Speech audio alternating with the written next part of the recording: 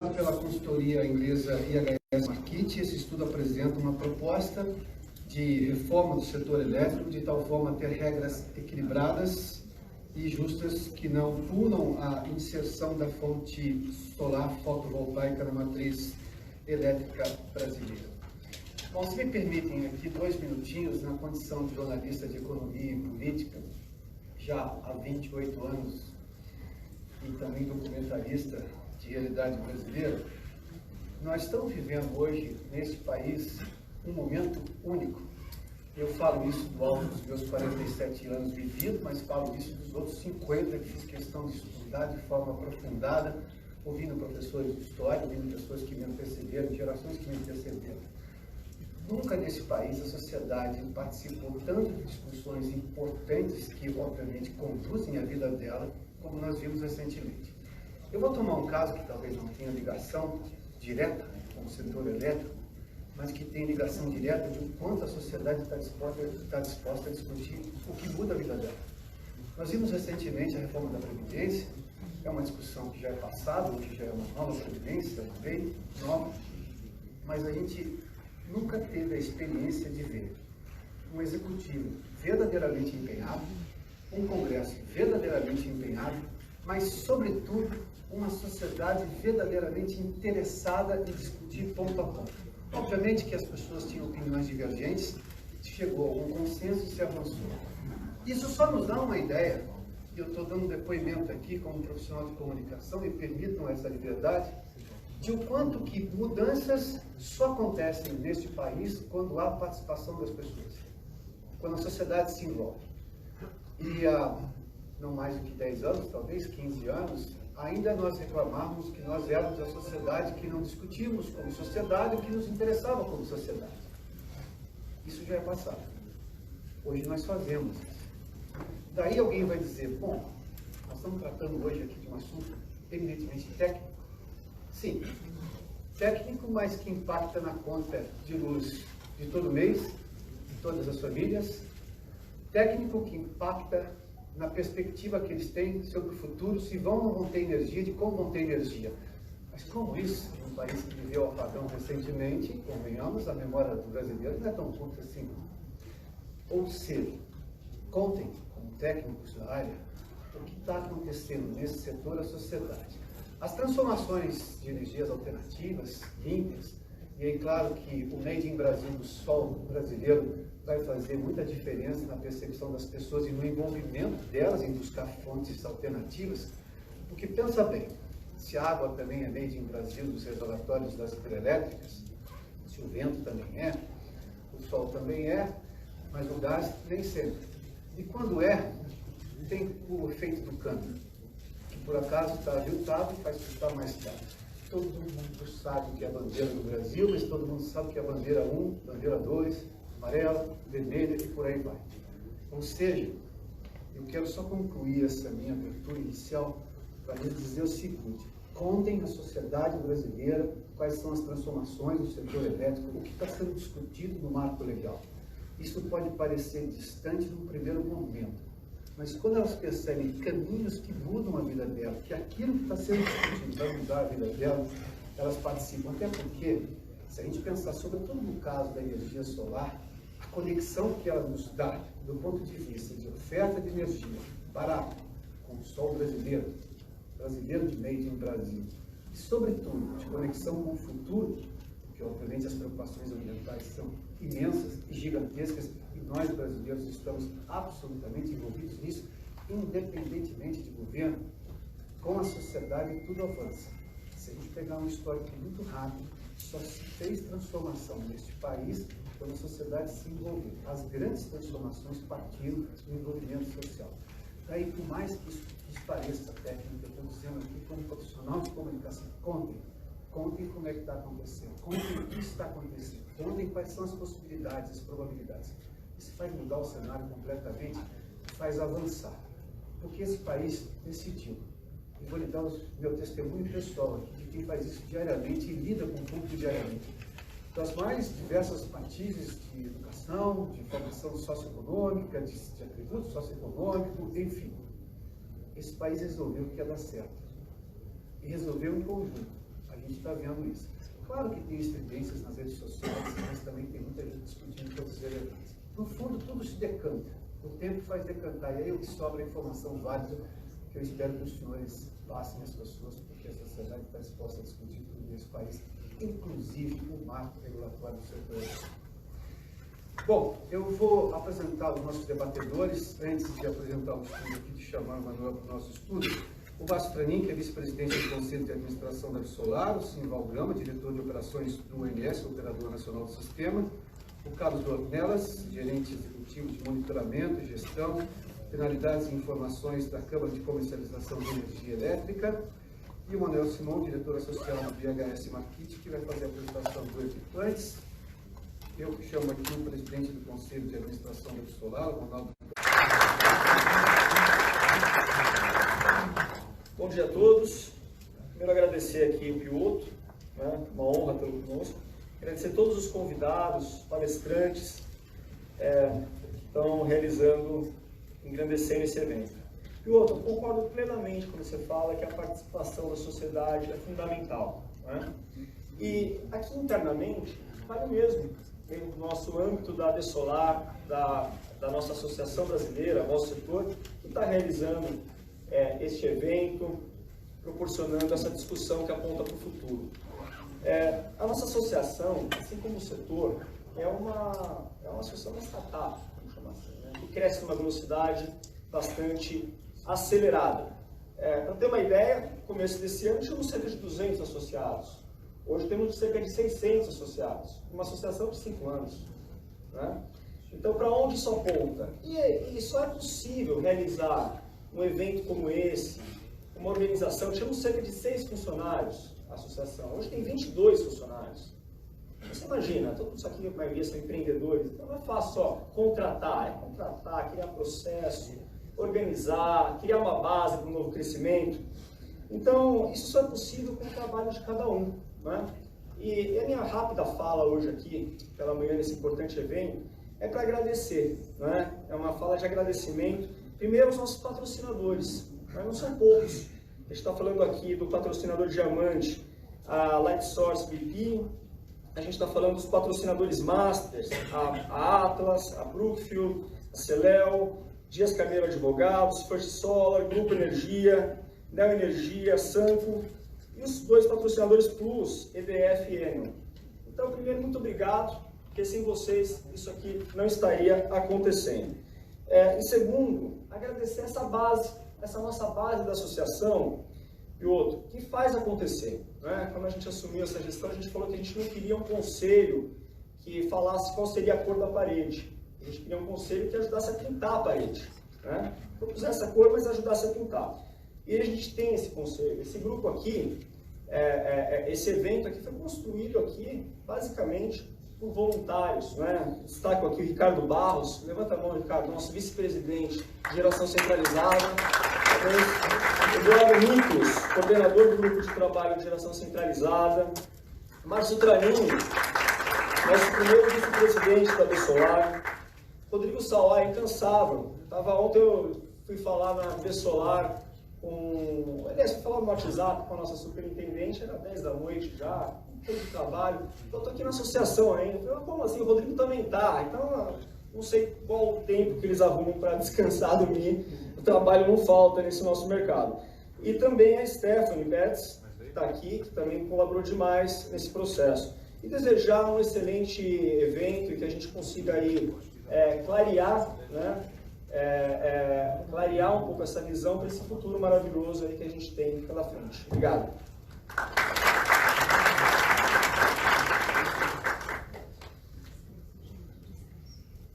O Ronaldo Rodrigo me passa às vezes mensagens com algum estudo às 10h30 da noite.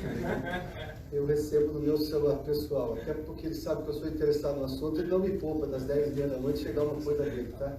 Não há problema nisso, não, muito pelo contrário. Aliás, eu vou chamar justamente o Rodrigo.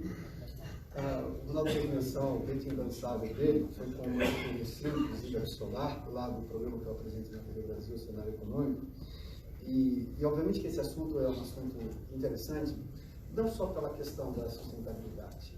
É interessante porque eu fiz menção acerca da memória do brasileiro. Isso é uma bobagem, que a gente acha que a gente não tem memória, é uma bobagem que as pessoas se lembram de que elas tiveram um problema de apagão recentemente. Se elas se lembram quando foi a bandeira que elas pagaram na conta de energia, então a gente tem memória sim. Isso aqui não é nenhum estudo de vamos falar alguma coisa positiva para o cérebro aprender. Não, vamos simplesmente reconhecer que a gente sabe das coisas. E o Rodrigo tem feito menção com muita frequência lá aos benefícios todos da energia solar, da questão da sustentabilidade, mas sobretudo no aspecto de você criar independência, soberania do consumidor. Eu sou filho de um eletricista, meu pai adora dizer que ele é um eletricista, de fato é. Acabou sendo eletricista por uma série de convicções, lá nos anos 60. Eu era moleque e meu pai às vezes era chamado entre o Natal e o Novo para atender um pequeno sítio no interior aqui do estado de São Paulo, que por causa nós estamos, você se lembra, no final do ano nós temos um verão no país. Muito raio, cai energia, você pode imaginar, energia, né? E aí o sujeito estava desesperado, porque ele tinha uma produção, por exemplo, de carne, que estava lá no frigorífico dele, e ia entregar no final do ano, aquilo tudo ia estragar. E eu ia lá com meu pai no meio, com meu pai, porque a gente nunca tirava férias no Natal do Novo, porque meu pai tinha que trabalhar nesses momentos. E aí uma vez eu estava conversando com o Rodrigo e falei assim, poxa, imagina se esse sujeito tivesse lá no meio do nada, estou falando de zona rural, que tivesse no mínimo uma alternativa de energia que não fosse a rede que chegava até ele. Estou falando de São Paulo, nos anos 60 já tinha energia elétrica ali, de rede levando até os anos 70, eu nasci nos anos 70, isso acontecia muito nos anos 80, mas enfim, você já tinha isso. Mas você não tinha uma alternativa diante de uma intempérie. Ele falou, bom, a solar é uma alternativa, é uma possibilidade disso tudo. E disso surgiu uma série de outros debates, a gente foi discutindo, e claro que há toda uma preocupação com relação ao marco regulatório, o evento de hoje justamente sobre esse assunto, então eu vou chamar aqui mais uma vez o Rodrigo Savoia, presidente executivo da Solar, cofundador e membro do Conselho Diretivo do Global Social Council, entidade formada pelas principais associações do setor solar fotovoltaico no mundo, representando o setor em âmbito internacional. Rodrigo, venha cá um pouco mais da sua...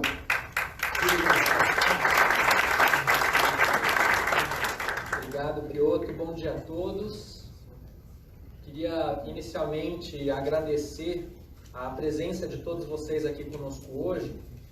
E apesar das gentis palavras do Piotr, hoje eu vim aqui para ser estudante, para aprender com vocês, para sentar na plateia, para ouvir de especialistas que avaliaram a fundo questões técnicas e questões de boas práticas internacionais que podem servir como referência para que nós possamos avançar nessa trajetória de evolução da nossa matriz elétrica brasileira. Eu vou fazer uma rápida contextualização para ajudar a gente a mergulhar na sequência no estudo que será apresentado aqui pela equipe da IHS Markit. Começando pelo trabalho que vem sido levado adiante pelas autoridades do setor elétrico brasileiro, nós tivemos, no ano de 2017, a estruturação de uma consulta pública 033, que teve como objetivo um debate aprofundado sobre a modernização do setor elétrico brasileiro. É uma iniciativa muito bem-vinda, muito necessária, dada a evolução tecnológica que o nosso setor tem ao longo dos seus anos, né? E dinamicamente a gente precisa manter o setor sempre renovado e oxigenado para que a gente possa melhor aproveitar esses avanços que acontecem. E eles acontecem não só na esfera técnica e tecnológica, mas também na esfera de precificação, econômica, mercadológica, tributária. São vários aspectos levados em consideração. E destaco aqui um aspecto importante que entrou na análise também, que é o aspecto de sustentabilidade, o aspecto ambiental. Um aspecto que foi talvez deixado em segundo plano no século XX, mas que a gente sabe, no século XXI, é parte imprescindível do avanço das sociedades. E nesse sentido, na sequência desse trabalho que avançou com uma série de contribuições feitas pelos agentes, nós tivemos também a reformulação de 2 projetos de lei que são anteriores a esse processo, um deles tramitando na Câmara dos Deputados, o PL 1917, de 2015, e também o PLS aí do Senado 232 de 2016. Esses 3 ambientes, Consulta Pública 033, PL 1917 e PLS 232, se tornaram um campo de trabalho para que a gente possa debater e aprimorar o nosso setor elétrico brasileiro.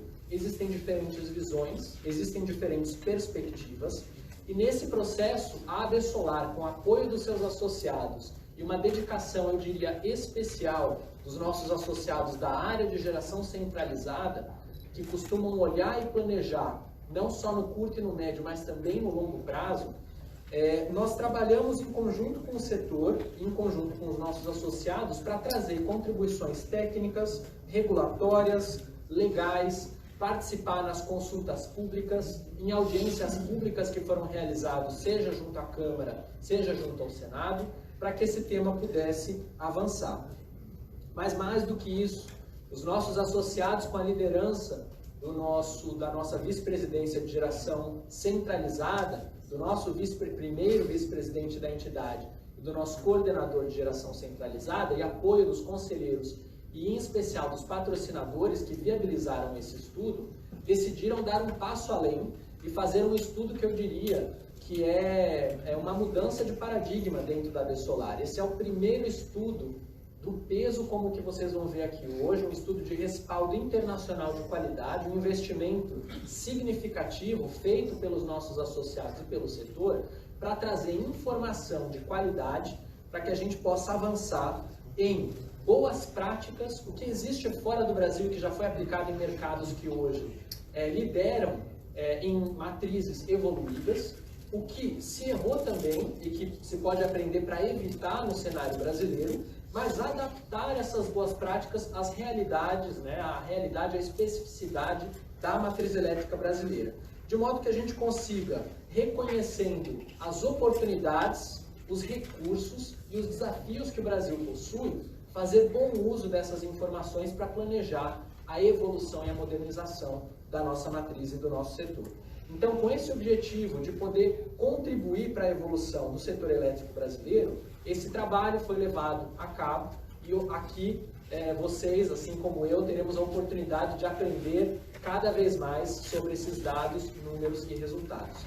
Então, eu gostaria de agradecer mais uma vez a toda a equipe da AB Solar que nos possibilitou fazer esse evento hoje. Queria dar um destaque complementar ao que o nosso presidente do Conselho já falou, a equipe da área de comunicação e eventos, que permitiu com que a gente estivesse aqui com a sala praticamente cheia hoje, com a presença de vocês. E queria também agradecer a todos os debatedores e representantes de governo que hoje puderam estar conosco. Estamos aqui com o governo do Estado de São Paulo, também presente e interessado nesse tema. E queria trazer aqui a palavra. Eu estive em conversas com o presidente da empresa de pesquisa energética, que avalia no detalhe os temas técnicos junto ao Ministério de Minas e Energia, e o presidente Thiago Barral, apesar de não ter podido estar aqui, trouxe a palavra e falou: Rodrigo, nós queremos ter uma reunião específica com vocês, porque estamos muito interessados nos resultados desse trabalho. Então já temos aí também uma lição de casa para fazer junto ao presidente da EPE e acredito também que na sequência desse trabalho junto ao Ministério de Minas e Energia. Queria então agradecer mais uma vez todos aqui pela presença, desejar a todos nós um excelente e frutífero debate, boas perguntas, boas reflexões e ficar à disposição para dialogar com vocês ao longo desse dia. Muito obrigado.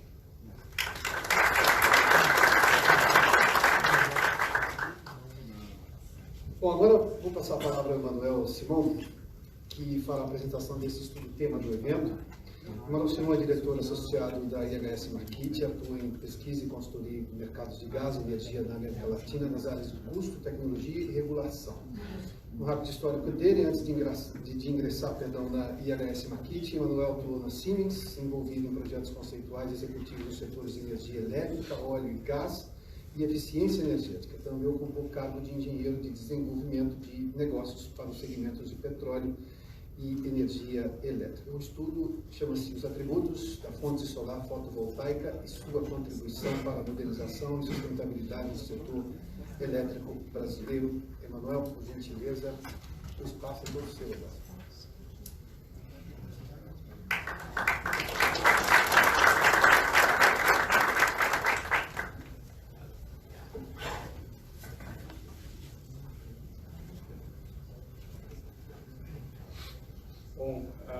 Bom dia a todos.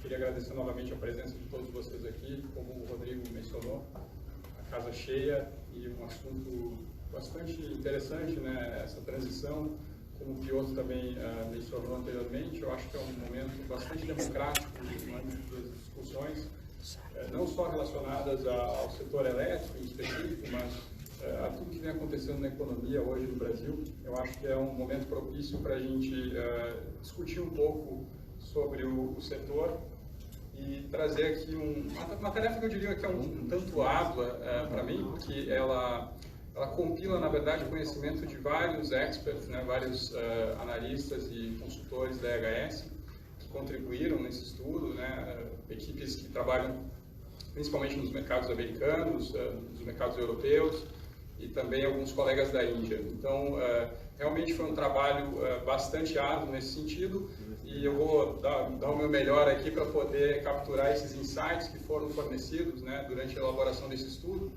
e abrir, obviamente, aqui a sessão hoje para a gente aprofundar um pouco mais isso no debate. Bom, esse estudo, ele levou em consideração o contexto da energia solar, né, no mundo, o papel que a gente vê, que a EHS Markit vê, a energia solar desenvolvendo no mundo, né, e eu queria rapidamente, antes da gente começar com o estudo, explicar ou talvez apresentar a EHS Markit para quem não conhece aqui na sala, mas a EHS Markit é uma empresa hoje que tem 14 mil funcionários no mundo, a gente tem algumas dezenas de escritórios espalhados por todo o mundo. Aqui no Brasil, em específico, a gente tem um escritório em São Paulo, um escritório em Campinas e um escritório no Rio de Janeiro. O headcount hoje nosso é de aproximadamente 100 pessoas e, obviamente, a gente, no Rio de Janeiro, em específico, a gente tem um foco bastante grande na área de energia, né? Setor elétrico, gás e também o upstream. Então, eu acho que a gente tem uma certa isonomia no tratamento das fontes. E o propósito aqui desse trabalho é justamente apresentar uma mensagem de transparência, o que a gente vê no sentido de evolução do grid e como o sistema elétrico brasileiro, o Brasil como um todo, pode se beneficiar da fonte solar. Então, a gente rapidamente realizou alguns estudos recentemente, nos últimos meses, de estratégia de entrada no mercado, né, no Brasil, para players internacionais que têm interesse em desenvolver fontes renováveis aqui, estratégias de transição de empresas que têm interesse em desenvolver um portfólio verde, né? E esse é um pouquinho dos estudos que a gente tem feito recentemente. Eu também tenho a honra aqui de contar com a presença do meu colega da EHS, o Horácio, e a gente vai estar disponível depois também para uma conversa. Então, para a gente contextualizar um pouco essa discussão de hoje e tentar entender o propósito desse estudo, né, frente à CP33, o Brasil e a região como um todo, a América Latina como um todo, né, tem passado por uma série de ondas de reforma, né? A gente olha na década de 80, na década de 90, algumas das reformas que foram realizadas, né, começando lá no Chile, na Argentina, no Brasil, elas tinham muito esse cunho de você fazer uma desverticalização, né, do sistema elétrico e trazer um pouco mais de investimento privado exatamente no setor. Esse modelo vigorou que foram feitos há 15, 20 anos e também levando em consideração um outro aspecto, que é o aspecto tecnológico. Então, muitas das reformas que foram feitas no início dos anos 2000, elas de fato não tinham um arcabouço regulatório ou não tinham exatamente essa ideia de que as renováveis teriam tamanha importância 15 ou 20 anos depois. Então aqui surge um ponto-chave, talvez um divisor de águas, do aspecto tecnológico, né? E mesmo a reforma que a gente está discutindo hoje, dados atributos, dadas todas essas questões que a gente enxerga hoje como desafio do setor elétrico, talvez com o fluxo de novas tecnologias no sistema, talvez a gente esteja discutindo outra reforma daqui a 20 anos, né?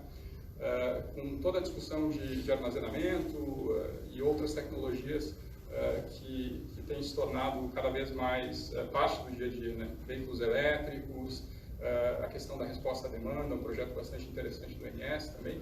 Então, esse é o objetivo, esse é o contexto, é trazer uma visão imparcial de como a gente vê a fonte solar e o papel que ela vai vir a desempenhar no Brasil. Bom, a gente segmentou esse estudo em 3 passos.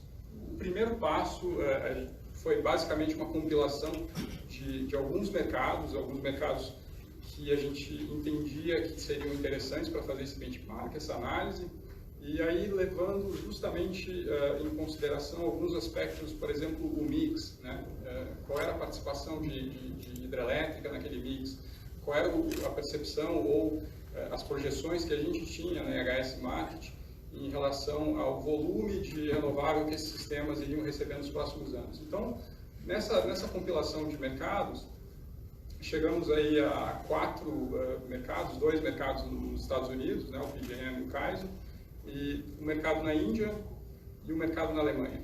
Então, como segundo passo, depois da seleção desses mercados, foram feitas comparações de atributos, de políticas energéticas, de desenho de mercado, para tentar entender se havia ali de fato algum tipo de lição ou algum elemento que pudesse ser incorporado na discussão hoje no contexto da CP 33 e da reforma do setor. E aí eu até poderia mencionar rapidamente alguns elementos como o preço locacional, a discussão sobre uma maior granularidade, tanto temporal quanto espacial, né, de preço, e questões relacionadas a serviços ancilares, que tipo de compensação estava sendo discutido, os mercados de capacidade, qual é o modelo que vem sendo discutido hoje no Brasil? Será que o PJM talvez um bom benchmark para o uso de mercado de capacidade, mercado formal de capacidade? Ou será que um modelo mais híbrido, como o México ou como o CAISO, seria mais interessante nessa ótica do Brasil? Então, essas comparações foram realizadas e um terceiro passo foi basicamente um brainstorm, onde a gente envolveu esses analistas e tentamos entender o que poderia ser aplicado aqui no Brasil e que seria a contribuição da IHS Markit em parceria com a Besolar nesse trabalho.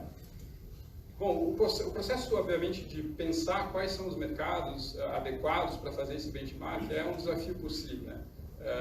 Não existe um mercado que seja comparável ao Brasil e nem vai existir esse mercado. É uma ilusão a gente querer investir muito tempo tentando encontrar o melhor benchmark que se aproxima em termos de regulação, em termos de mix energético do mercado brasileiro. Então, com esses 4 mercados que eu mencionei, a gente, obviamente, teve que fazer um ponto de corte nesse trabalho e, a partir desse corte, a gente tentou entender quais eram as similaridades e o que poderia ser aprendido.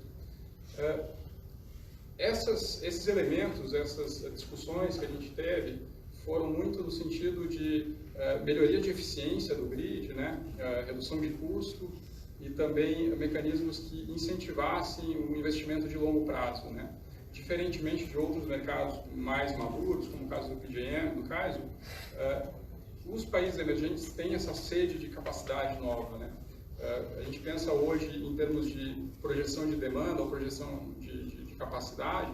Mercados como a Índia hoje tem uma taxa composta de crescimento da capacidade da ordem de 5%. A gente espera que isso continue para os próximos 15, 20 anos.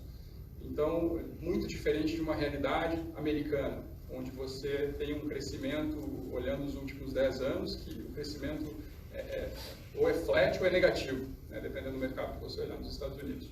O PJM é um caso de crescimento negativo, né, menos 0,3% nos últimos 10 anos, crescimento médio.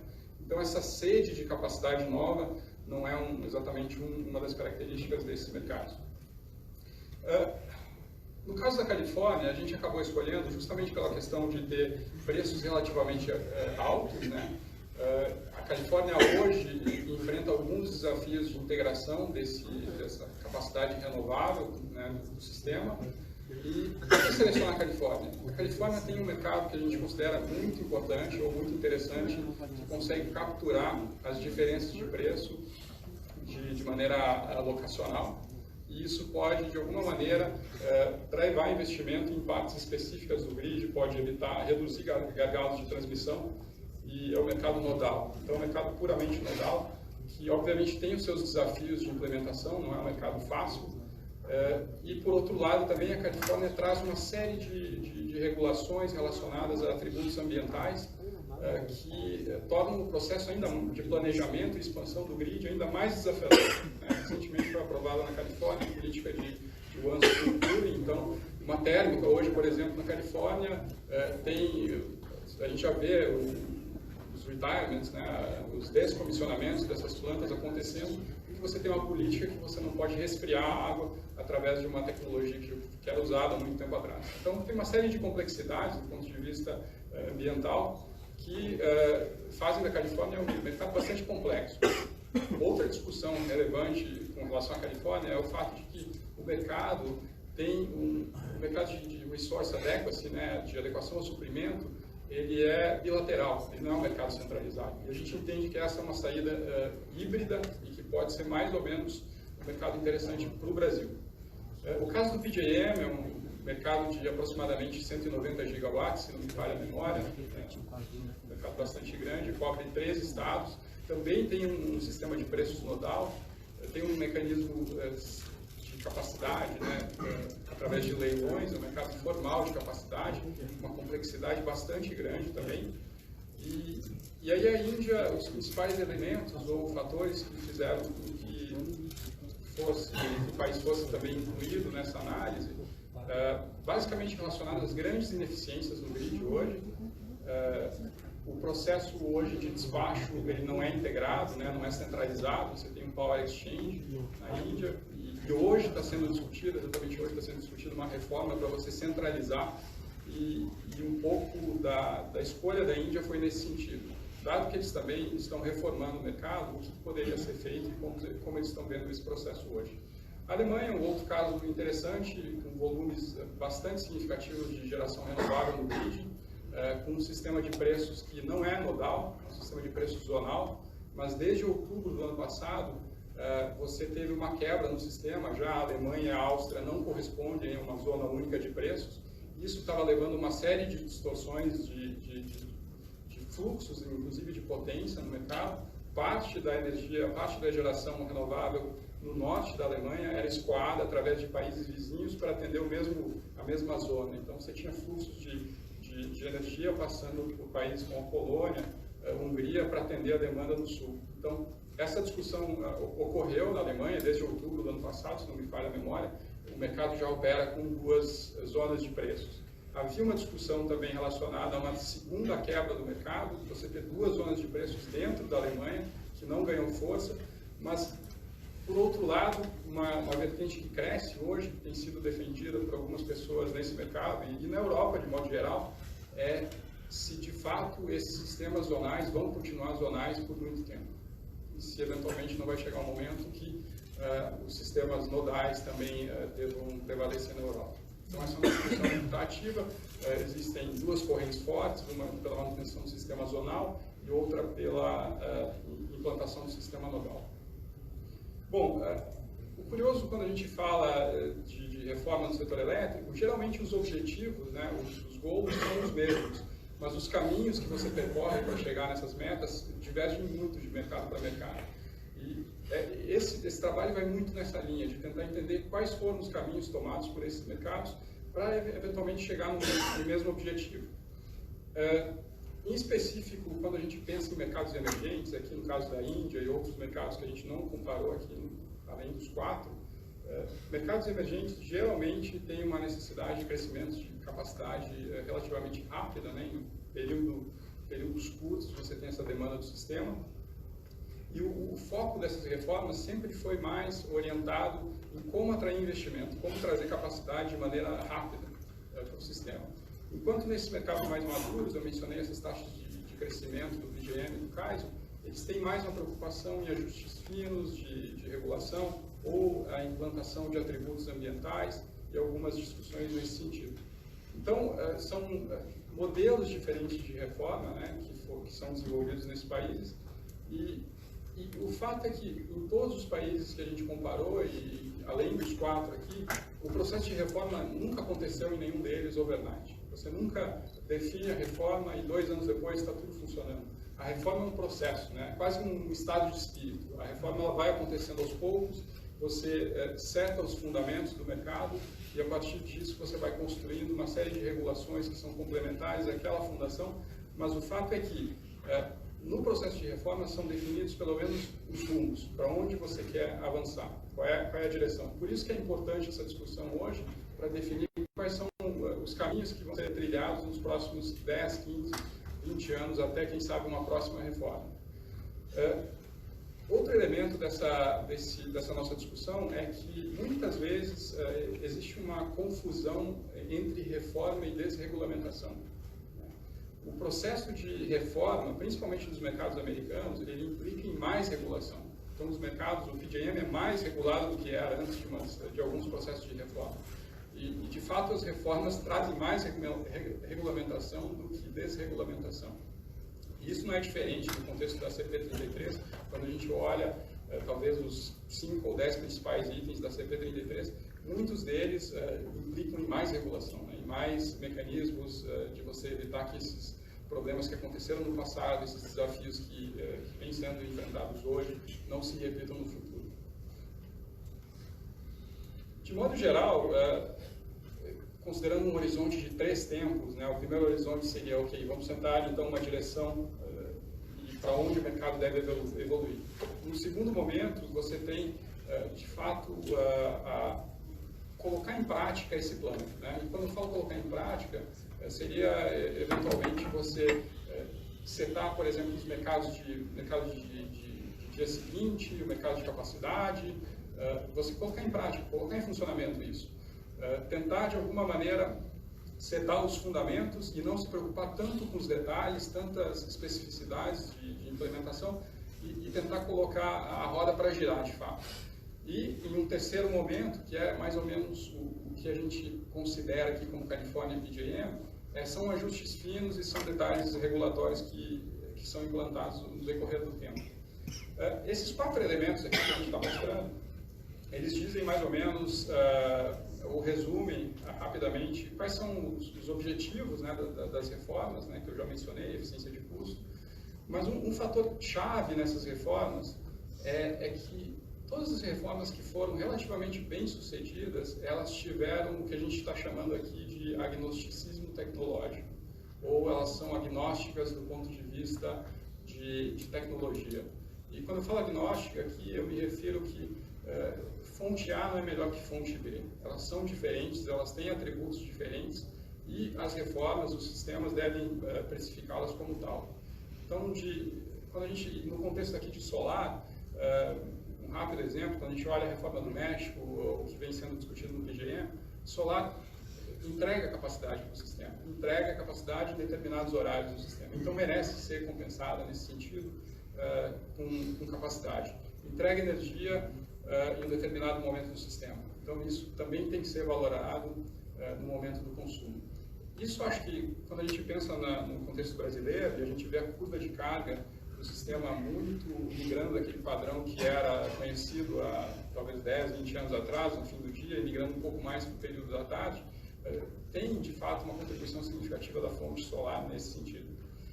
Outro elemento que foi bastante explorado durante esse estudo é a separação de papéis e responsabilidades dos agentes.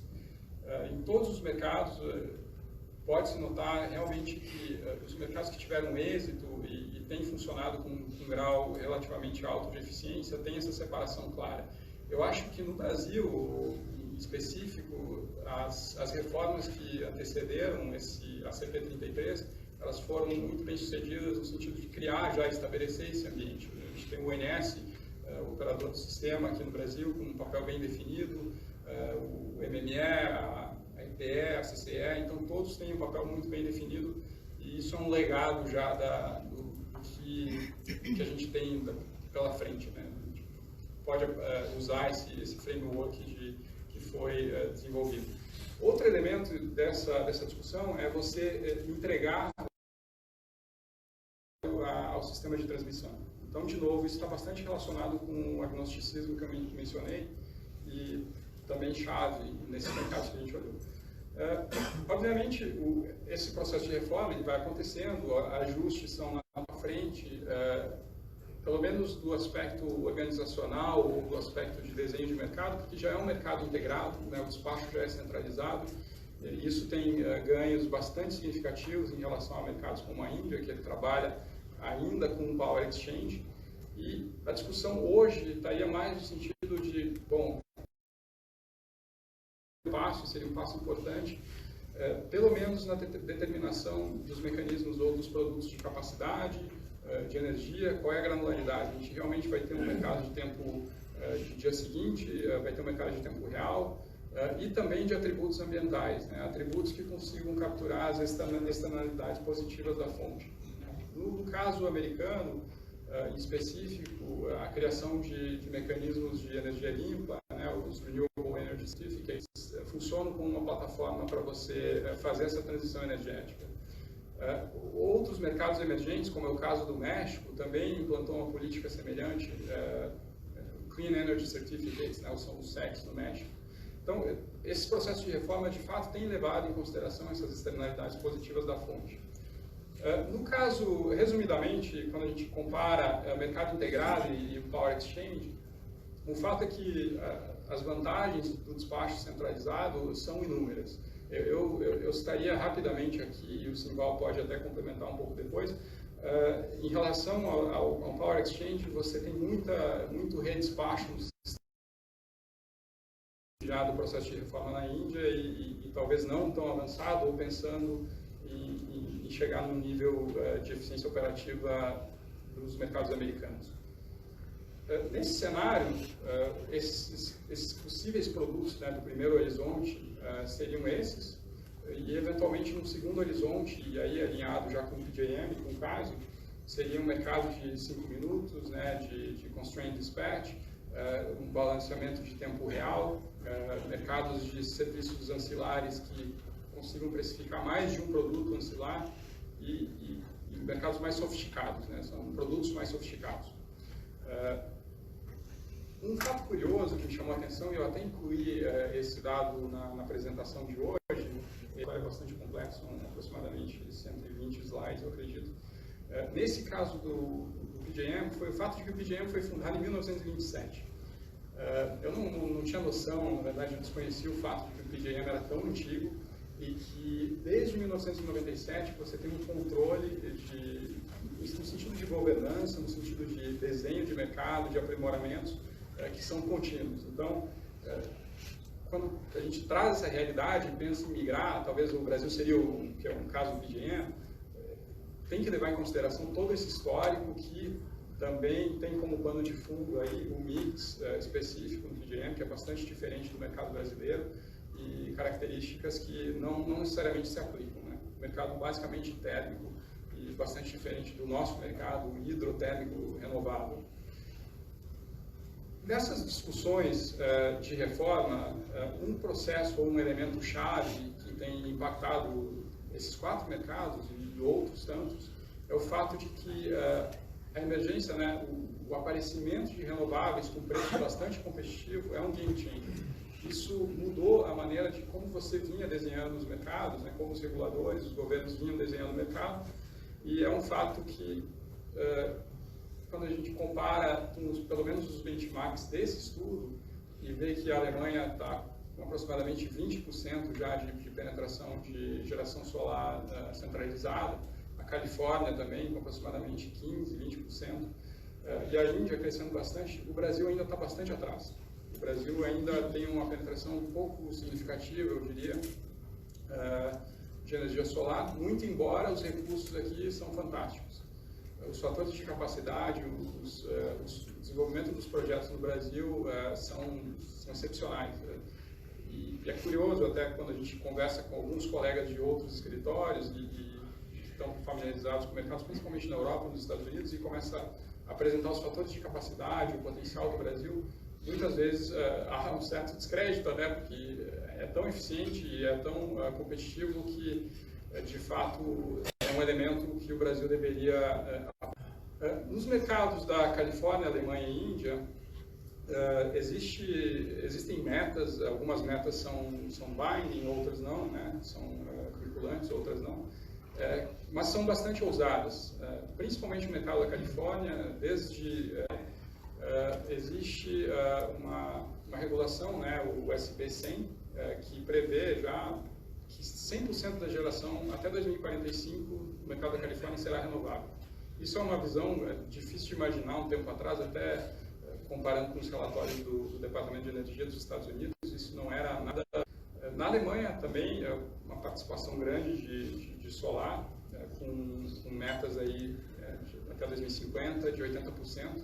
E o curioso é que esses mercados, eles estão em uma época realmente de transição energética.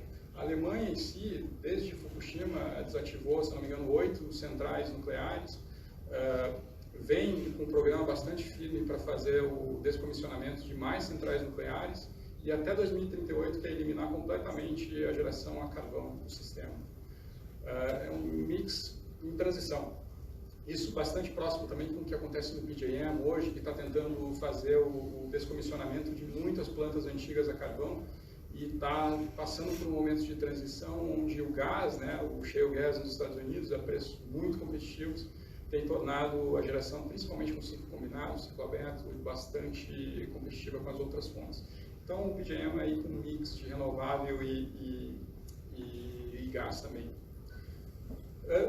Obviamente, quando se compara a penetração de mercados como a Califórnia, quando se fala no SB100, chegar a 100% de energia renovável até 2045, isso traz desafios inerentes, né? São desafios relacionados a como acomodar tamanha capacidade de renovável no grid.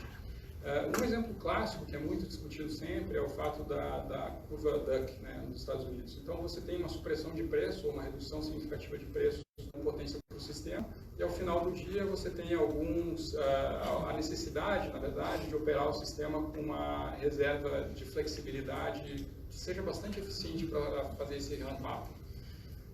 No caso da Califórnia, em específico, o CAISO tem trabalhado em produtos de capacidade que ofereçam flexibilidade. Então, esses produtos são determinados do que lá é chamado de Load Serving Entity, né, que seria o equivalente talvez de uma distribuidora local aqui no Brasil ou um consumidor de grande porte. O CPU-C, então, ele determina volumes de capacidade tratação disso no mercado. No CAISO em particular, a gente torna quase que um organismo, né, que vai se transformando com o passar do tempo, e lá já vem se discutindo em algum momento pode-se migrar por um mecanismo um pouco mais centralizado de contratação de capacidade. Não um mercado formal como o PJM, mas um mecanismo que ofereça um pool de contratos e que a contratação seja feita de maneira mais eficiente dentro do CAISO, considerando também esses atributos de flexibilidade. Então, a visão que a gente tinha típica de renovável, antes de 2010, eu até mencionei o Departamento de Energia, em 2008 o DOE falava que potencialmente os Estados Unidos poderiam chegar em 2030 com até 20% de energia renovável, né, sem grandes impactos no grid. E existia um certo consenso no início dos anos 2000, aí um pouco depois, de que haveria um teto de renovável no sistema. Esse teto era muito rígido e que isso não poderia, ou seria um desafio para você conseguir continuar adicionando renovável no sistema. O fato é que hoje a Califórnia já tem o SP100, que eu já mencionei, e obviamente isso demanda que você crie mecanismos, desenho de mercado, arranjos regulatórios que permitam que você acomode esse nível de penetração. Dado que a fonte é competitiva, dado que você tem ganhos sistêmicos, principalmente relacionado ao megawatt-hora em específico, de fato a Califórnia tem endereçado isso com uma espécie de um hedge natural entre renováveis ou mecanismos de resposta à demanda, de uma série de outros elementos que vão eventualmente viabilizar essa meta hoje estabelecida na Califórnia. O nosso vizinho Uruguai, há pouco mais de 5 anos, praticamente não tinha capacidade de eólica e solar, um share bastante pequeno no grid, hoje já se fala em 36%, né? Algumas semanas operando com basicamente só renovável. Então esses são alguns casos que representam um pouco a realidade de hoje. E aí, no contexto do Brasil, essas reformas a reforma do setor elétrico de hoje, pensando em quais são os drivers que levaram isso hoje, muito relacionado ao custo elevado da energia, né, tanto no mercado atacadista como no mercado varejista. O risco hidrológico ainda é um desafio, né, como gerenciar um GSF, que tipo de mecanismo vem sendo discutido hoje para você fazer revisão de garantia física de algumas usinas hidrelétricas. E aí todo esse arcabouço jurídico que vem de arrasto e que acaba geralmente gerando ou demandando uma reestruturação, né? Uma revisão do marco regulatório. Outra característica no Brasil é o crescimento do ACL, né? O evento que a gente vai ter hoje à tarde aqui, a pessoa vai organizar esse evento. O crescimento do mercado livre vai continuar na nossa visão e em algum momento deveria haver uma maior transparência, uma redução de assimetria entre esses mercados. Essa reforma, então, do setor elétrico em específico, se a gente pudesse resumir, é muito difícil tratar isso no tempo que a gente tem hoje, mas, de maneira geral, a proposta da IHS, o que a gente vê hoje em relação à reforma do setor elétrico, é bastante alinhada com o que a EPE vem propondo, com o que os agentes vêm discutindo hoje, no que tange a criação de um mecanismo de energia, de um produto de energia, um produto de capacidade. A maneira como isso deveria ser implementado é que ainda gera algum tipo de divergência. Na nossa visão, a gente enxerga a complexidade de implementar um sistema como o PJM, né, um sistema formal de capacidade. E talvez o caso de um mecanismo um pouco mais híbrido fosse mais interessante no caso brasileiro. Principalmente para entregar contratos de longo prazo para garantir a segurança de suprimento através de PPAs de longo prazo. Outro aspecto que é de extrema relevância na nossa visão e que os detalhes aqui realmente é que tornam complexa essa tarefa são os mecanismos de formação de preço no mercado atacadista. Hoje, é claro, acho que é fato conhecido que o PL do sistema, esse descasamento é um dos itens que a gente considera chave também para ser endereçados através da reforma. O fato de, e aí talvez uma pequena digressão sobre o mecanismo de preço, né, ou de custo, né, o despacho através de preço ou de custo, a gente entende que seria interessante, de fato, o mercado de preço traz alguns benefícios, principalmente a alocação de risco para quem exerce atividade fim, porém, o fato é que hoje, na nossa visão, o setor ainda carece de um estudo um pouco mais detalhado em relação a grandes conglomerados de geração e também ao fato de que em algumas bacias, a bacia do Grande, por exemplo, você tem uma diversidade relativamente grande de agentes e o regramento de despacho, como isso seria feito, eu acho que é pelo menos um dos elementos que a gente está tentando entender e tentando propor algo a mais na discussão hoje. E existe também o crescimento do livre, eu acho que foi bastante explorado já, e são pelo menos 3 pontos-chave que eu diria que deveriam ser atacados aí, e tem outros elementos também de tamanha importância, como a resolução dos problemas do GSF, né, essa questão da liquidação, que também fazem parte da discussão. Bom, em termos de lições aprendidas, rapidamente, essas reformas em todos os mercados, elas tiveram em maior ou menor grau êxito, mas o fato é que você não chegou num estágio final. Ainda no caso dos Estados Unidos, há essa discussão se o PJM de fato é um mercado interessante para atrair investimento novo, né, para fazer essa transição energética. Há discussões nesse sentido.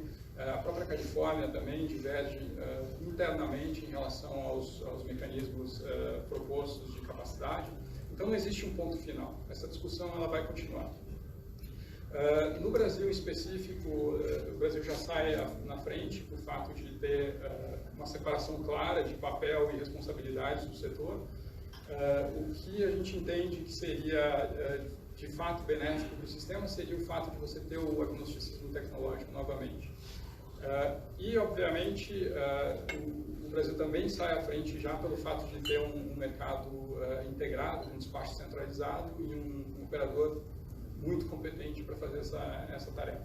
Obviamente, esses mercados eles demandam investimentos, né? Então, investimentos na operação e são fundamentais para que você mantenha e consiga continuar operando o sistema com alto grau de eficiência ou mais eficiência do que se tem hoje. Rapidamente, específico ao Brasil, o Brasil tem algumas oportunidades de integração energética com outras fontes, não só solar. E aqui são os cinco principais pontos que eu gostaria de rapidamente passar, e eu já falei, na verdade, sobre eles. O primeiro deles é a promoção de uma visão de longo prazo de implantação de um sistema mais granular de preços, né, com uma maior granularidade temporal e espacial de preços. A nossa proposta não é que isso aconteça de uma hora para outra, é um processo complexo, é um processo que demanda muito recurso, mas no longo prazo a transparência, no nosso entendimento, é o que vai manter a sustentabilidade do setor. Novamente, quando a gente pensa em termos de crescimento do sistema elétrico brasileiro, em 20 anos a gente está dobrando a capacidade do SIM. Então a gente chega em 340 GB. Em 20 anos a gente bota um Brasil novo de capacidade. Metade dessa capacidade, pelas nossas projeções, vem de renovável, mais da metade. E solar representa tem um papel fundamental nesse processo de expansão. Então é necessário que você crie essa direção, que você crie esses fundamentos para ter um arcabouço regulatório favorável para o desenvolvimento dessa fonte. O terceiro elemento, eu já mencionei, é a questão do agnosticismo, que eu acho que vale a pena reforçar. E aí questões mais relacionadas à resolução do GSE, a uma maior aderência de preço, né, do PLD, com uma operação real do sistema, e também o papel de você capturar essas externalidades positivas causadas pela fonte solar e por outras renováveis. Né? Quais são os mecanismos? Qual é a política energética do Brasil de médio e longo prazo que de fato consiga se alavancar em cima desse potencial que o Brasil tem? Então, eu acho que eu fecho aqui, porque na verdade eu estou abrindo aqui o show, né, para a grande banda aqui que são os nossos debatedores. Obrigado.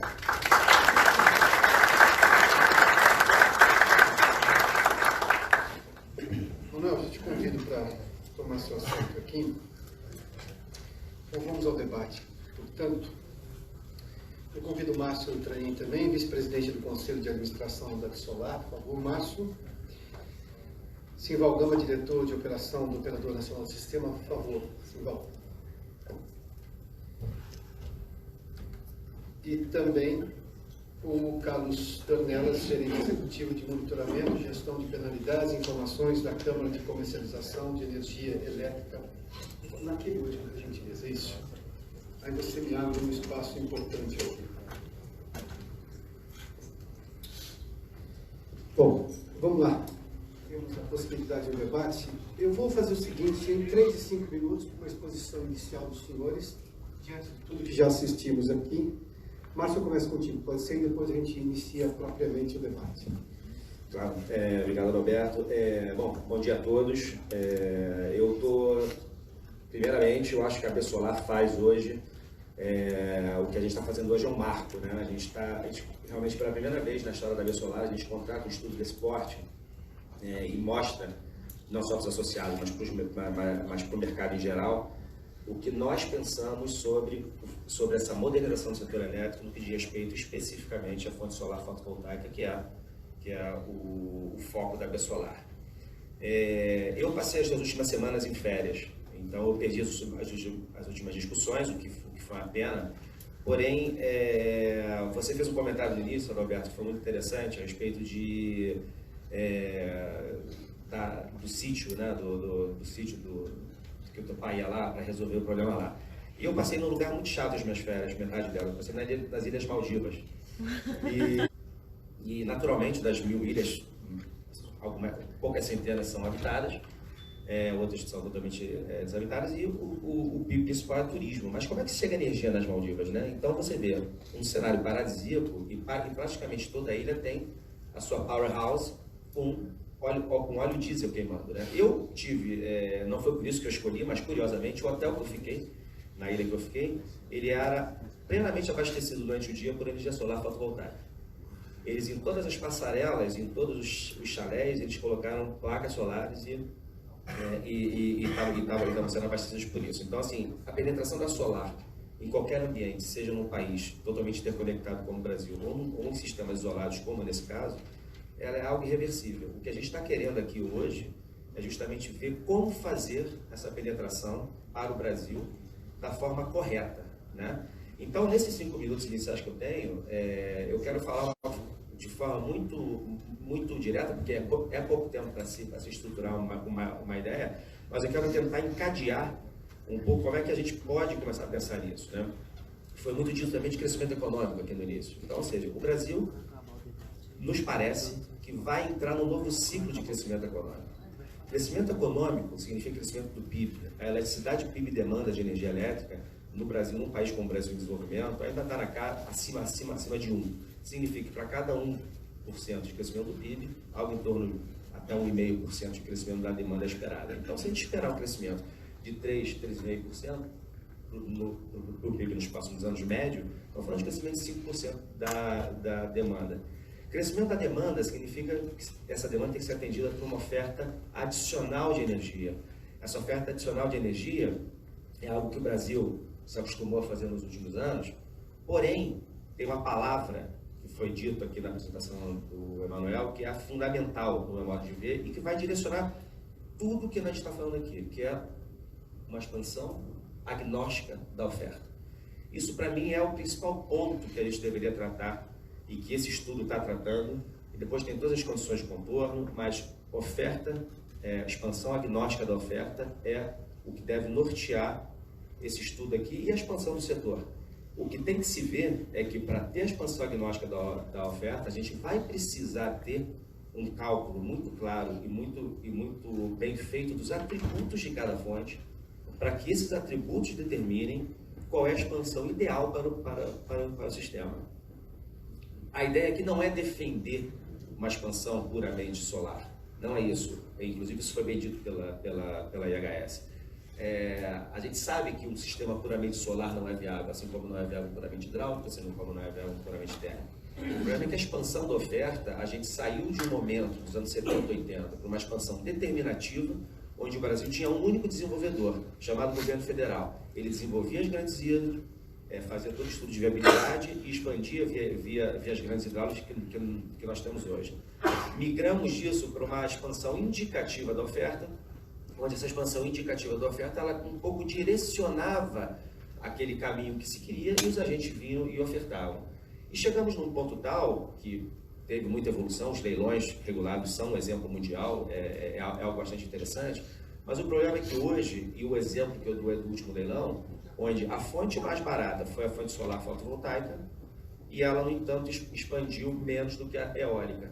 Sem querer entrar no mérito de quem é melhor, aqui a gente não está entrando no mérito de quem é melhor, quem é pior. As duas têm suas funções, como as térmicas têm, como as hidros têm, mas ela, com preço mais barato, por alguma razão definida no leilão, ela teve uma participação menor no resultado do leilão. Qual a razão? Provavelmente tem as suas razões para ser. Mas não é isso que a Absolar está propondo hoje. O que a Absolar está propondo é que se calcule de forma coerente, que se calcule de forma correta os atributos que as renováveis, eólica, solar, hidro têm, que as térmicas têm, e que se faça de acordo com esses atributos, que a gente pode listar uma sequência de atributos para solar, por exemplo, e que se faça um leilão baseado nesses atributos. Os atributos é preço de energia, isso é um atributo. Mas você tem outros atributos, você tem despachabilidade, a flexibilidade operativa, claro que isso é um atributo importante, mas você tem previsibilidade da geração, você tem você tem uma série de atributos que são atributos ambientais que são fundamentais, cada vez mais fundamentais no mundo moderno. Então, como é que você encaixa isso com esse cenário de expansão econômica que vai ter, com esse crescimento da demanda e um crescimento ainda mais exponencial, porque a economia cresce, mas em paralelo a demanda cresce mais, porque a eletricidade, PIB demanda ainda é acima de 1. E como é que você encaixa nisso, num ambiente onde a gente vai ter uma expansão também pesada no mercado livre, esse mercado não regulado? Eu acho que esse é o grande segredo para você ter uma expansão equilibrada. Importante mencionar também a questão do mercado livre por uma simples razão. Nós tivemos o azar ou a sorte, dependendo da ótica, de nos últimos anos nós temos tido uma expansão, um crescimento econômico muito baixo. Isso fez com que esse crescimento econômico baixo não fosse tão necessário a expansão da oferta de energia, porque a oferta que já estava aqui, ou seja, o parque gerador instalado, era suficiente para você ter para você conseguir suprir o parque consumidor. No entanto, com uma expansão muito forte e com o mercado livre, que é desregulado e que está fora desse guarda-chuva dos leilões, cada vez crescendo mais, com a liberalização de mercado, hoje já é 30%, pode se transformar em 40%, 50%, 60% no futuro. Como tratar essa expansão? Como garantir que essa expansão no mercado livre também vai se dar de forma agnóstica, mas de forma correta? Eu acho que esses são os grandes desafios que nós temos, que a gente de alguma forma está tentando endereçar no estudo que a gente está mostrando hoje. Obrigado, Márcio. Donelas, por favor. São 5 minutos, por gentileza.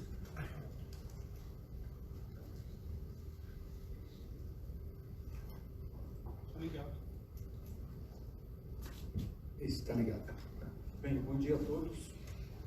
Primeiro, agradecer o convite feito à Câmara pela Via Solar. É um prazer estar aqui. Também cumprimentar os colegas debatedores, né? É uma honra estar aqui com tanta gente importante. E também convidar o Rodrigo, né? Ele falou que pretende comparecer à IPE.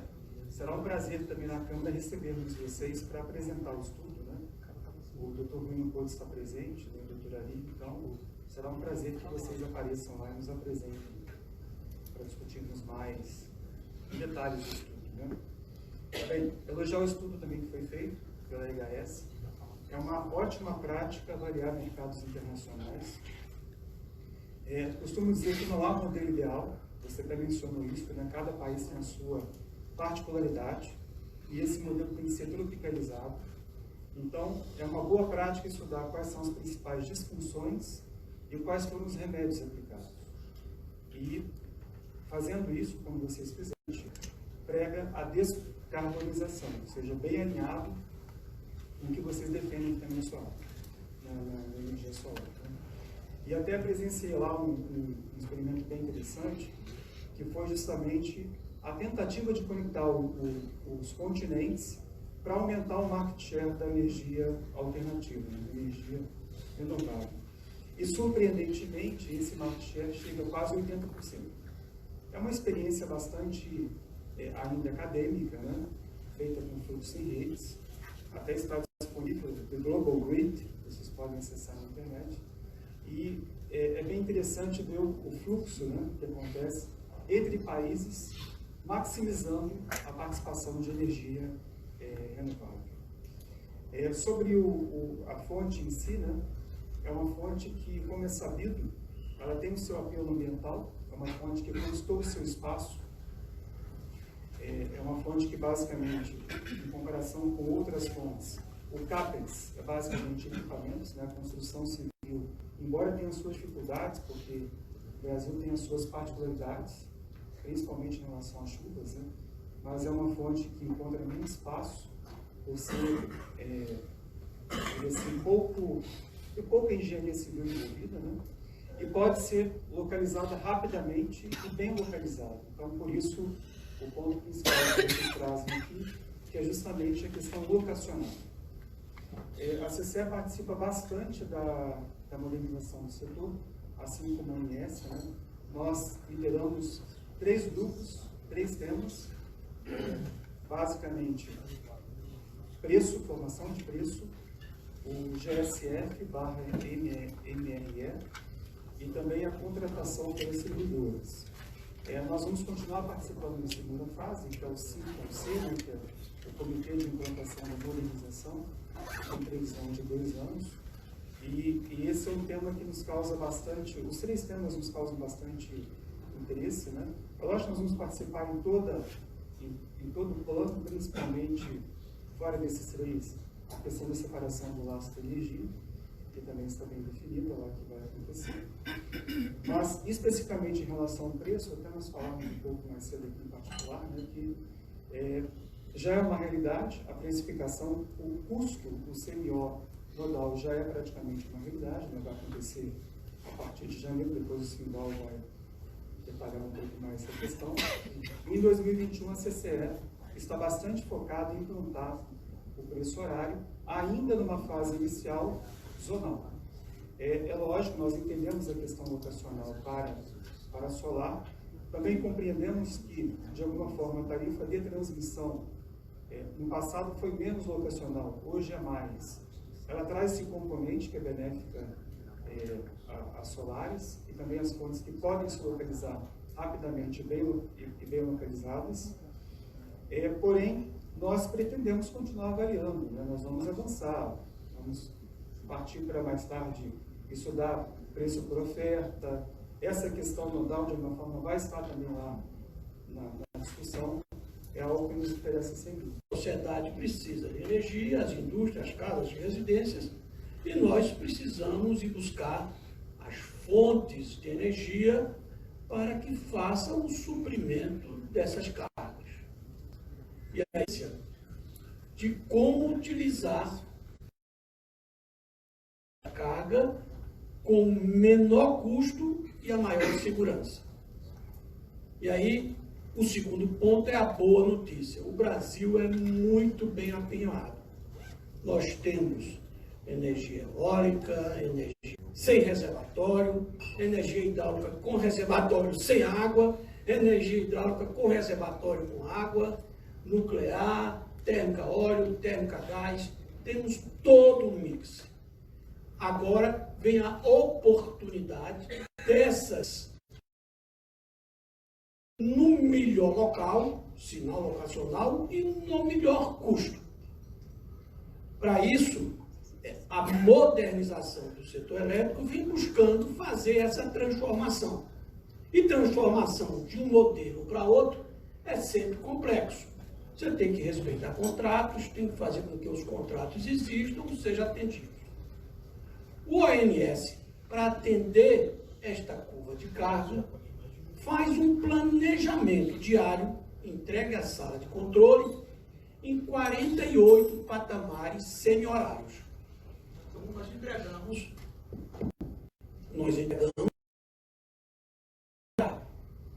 e nós até calculamos quanto custa essa energia, precificando pelo custo da água, pelo custo do óleo, pelo custo da oportunidade, pelos RAPs, pelas receitas da transmissão.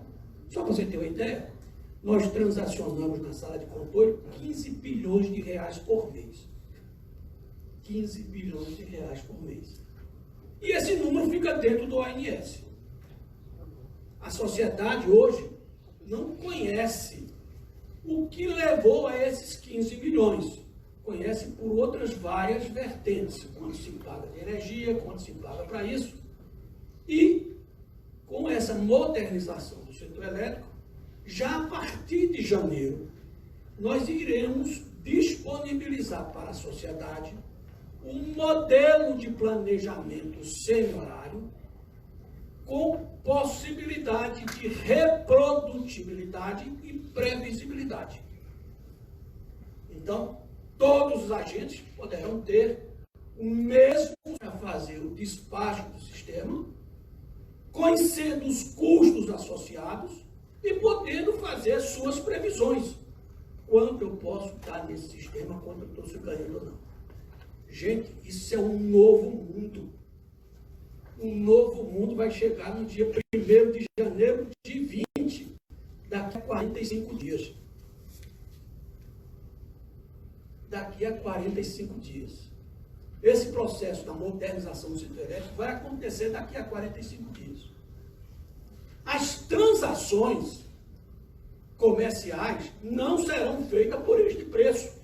Serão feitas ainda pelos preços dos PLD zonal, o patamar de carga, mas durante um ano a sociedade conhecerá o custo que a operação está custando para o sistema elétrico brasileiro e fazer as comparações de como isso está sendo feito, igual a que estão sendo feitas as transações comerciais. E não tem no mundo pressão melhor do que isso, que é o valor correto. Se terá um valor que está sendo feito despachado e um valor que está sendo feito transacionado. E aí, eu acho que com esse um ano que nós vamos ter de despacho sombra, com todos os agentes podendo fazer as suas previsões de como poderá ganhar, vender, comprar, fazendo os seus empreendimentos, e quanto isso será competitivo ou não competitivo. Enquanto isso, a sociedade continuará discutindo em 2020 como fará essa transição de um sistema por patamar zonal para um outro sistema na granularidade semi-horária ou horária. E como isso será feito para os preços. Nós viveremos um novo dia em 2020. Obrigado, Simão. Bom, alguém fez menção ao crescimento econômico. No ano passado, os economistas dos bancos erraram um pouquinho, ignoraram uma lição básica de economia. Todo governo que começa difícil, porque está entendendo a casa.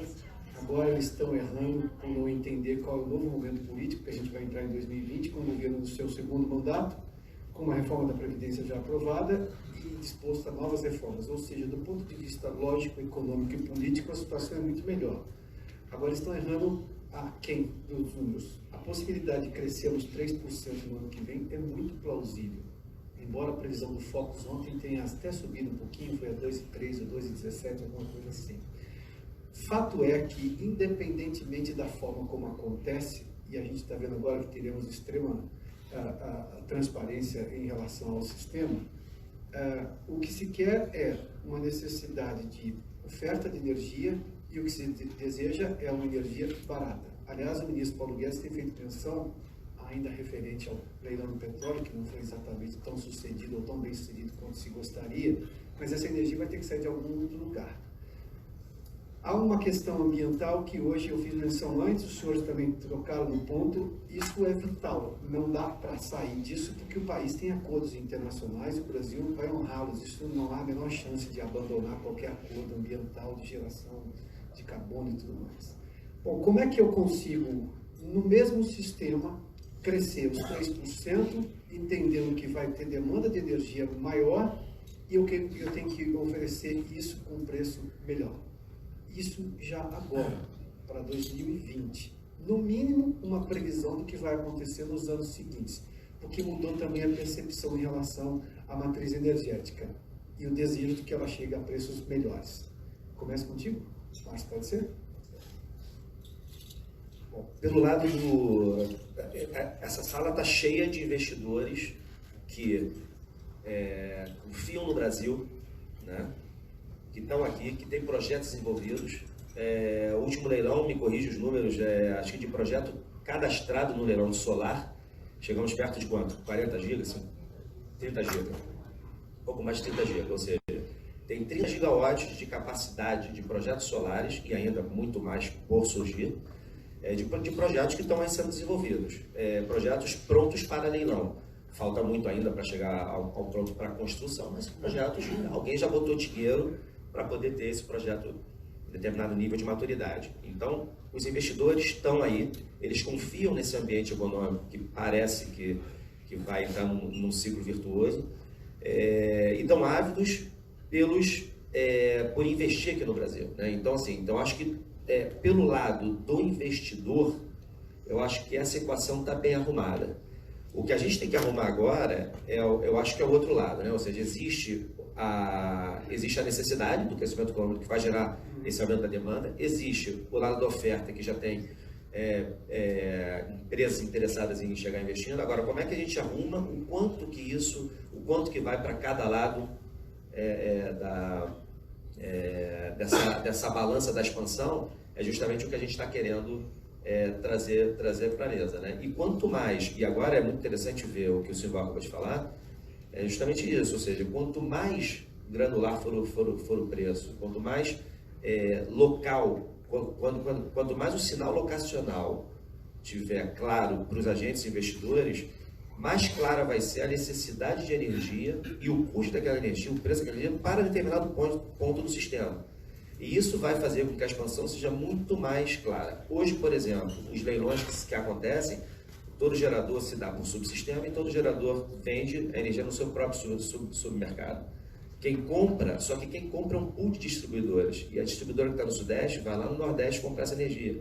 Ela se expõe a essa diferença de preço. Não é o gerador. Será que não está na hora de a gente pensar no sinal locacional, ou seja, de fazer uma expansão mais baseada nesse sinal locacional, conhecendo melhor a realidade local, a necessidade nodal do sistema, para a gente expandir de forma muito mais coerente? Eu acho que essa é mais ou menos por aí. O Manuel quer complementar alguma coisa?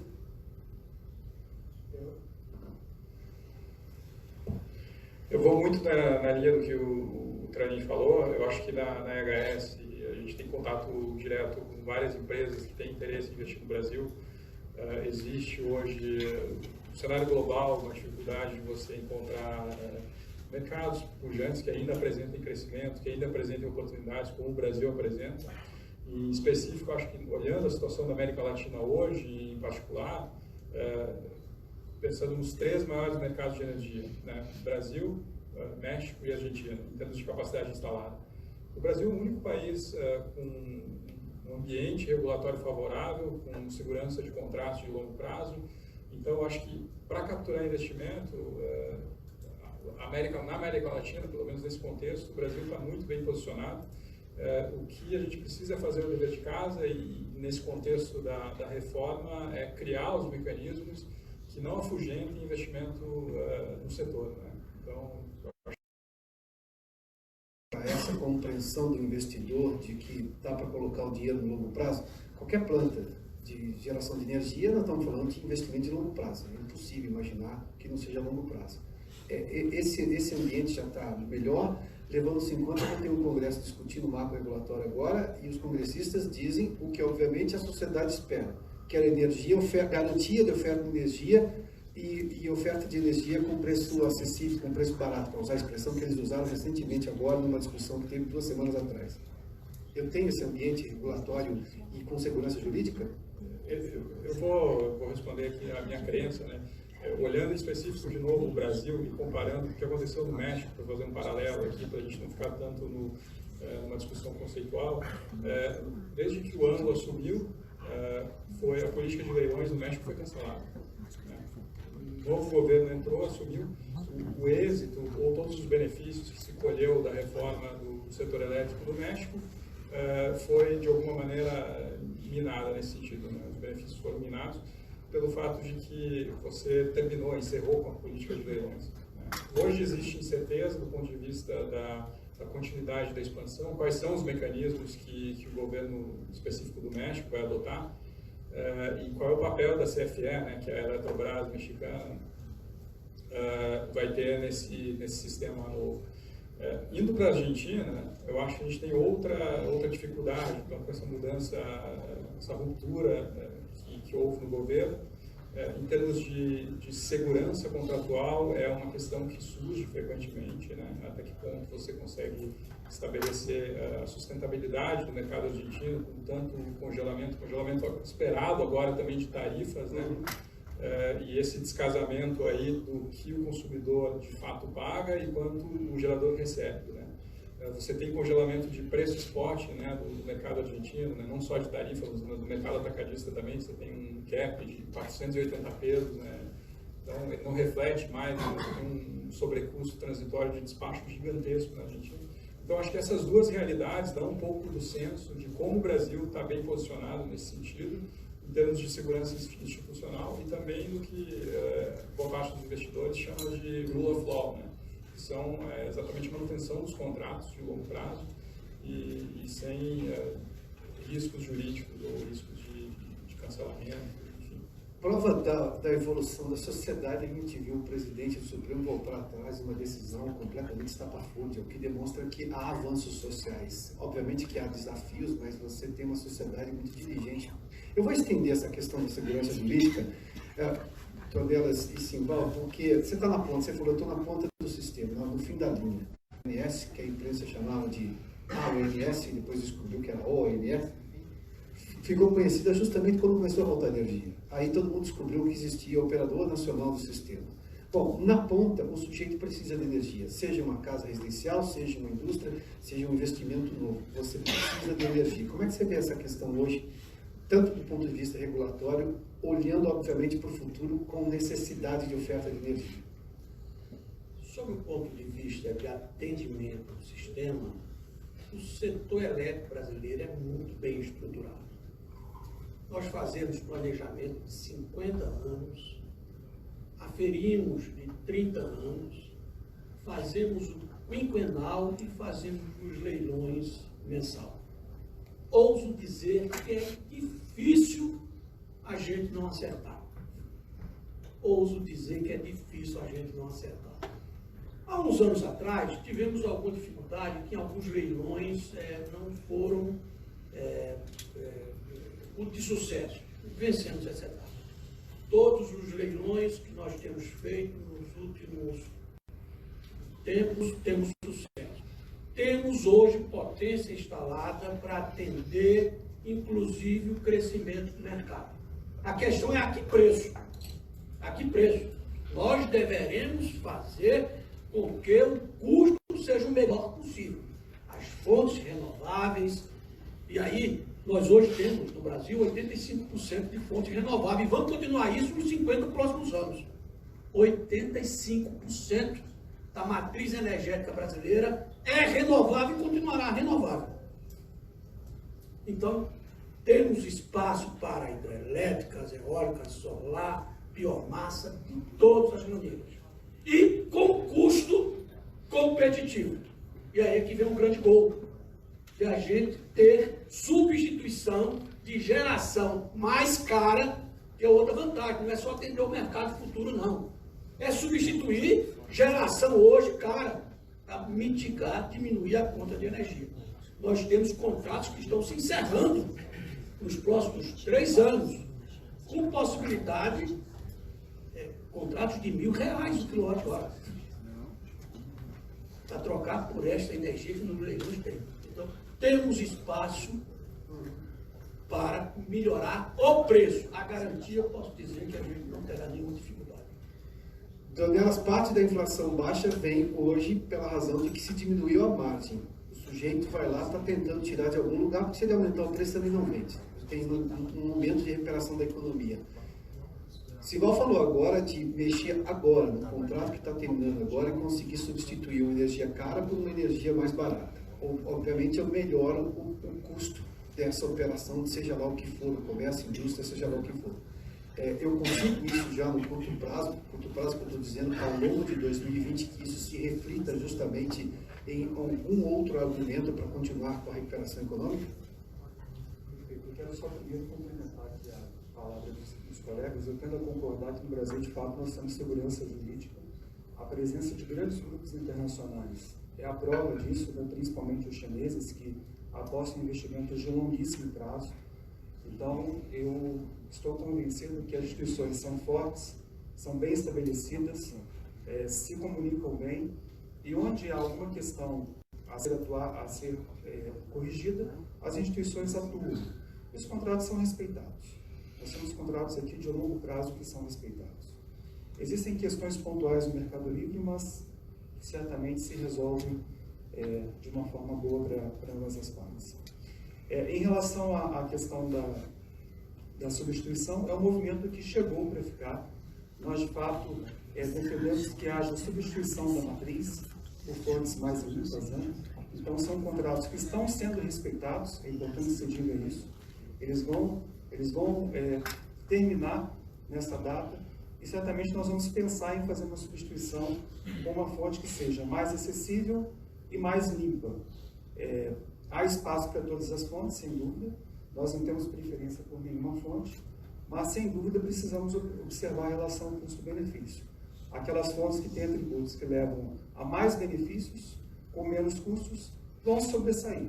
Isso é uma competição natural que vai se estabelecer, e eu vejo esse resultado chegando em médio prazo. Curtíssimo prazo seria muito ousado falar, mas a médio prazo é bom apostar sim que isso vai acontecer. Mas a questão agnóstica, eu vou usar a expressão agnosticismo em relação à fonte tecnológica, eu tenho que contratar hoje a energia que eu vou consumir ao longo de anos à frente. Essas questões que envolvem, por exemplo, sobretudo a solar, que é tema inclusive desse debate aqui, eu consigo levar em conta esses outros aspectos que hoje têm valor muito maior do que tinha no passado, sobretudo a questão ambiental, sobretudo a questão de... Eu uso muito a questão do Made in Brasil porque é fantástico. O sujeito se diz por que a Alemanha usa sol e a gente usa menos que eles. se a gente tem mais sol que eles.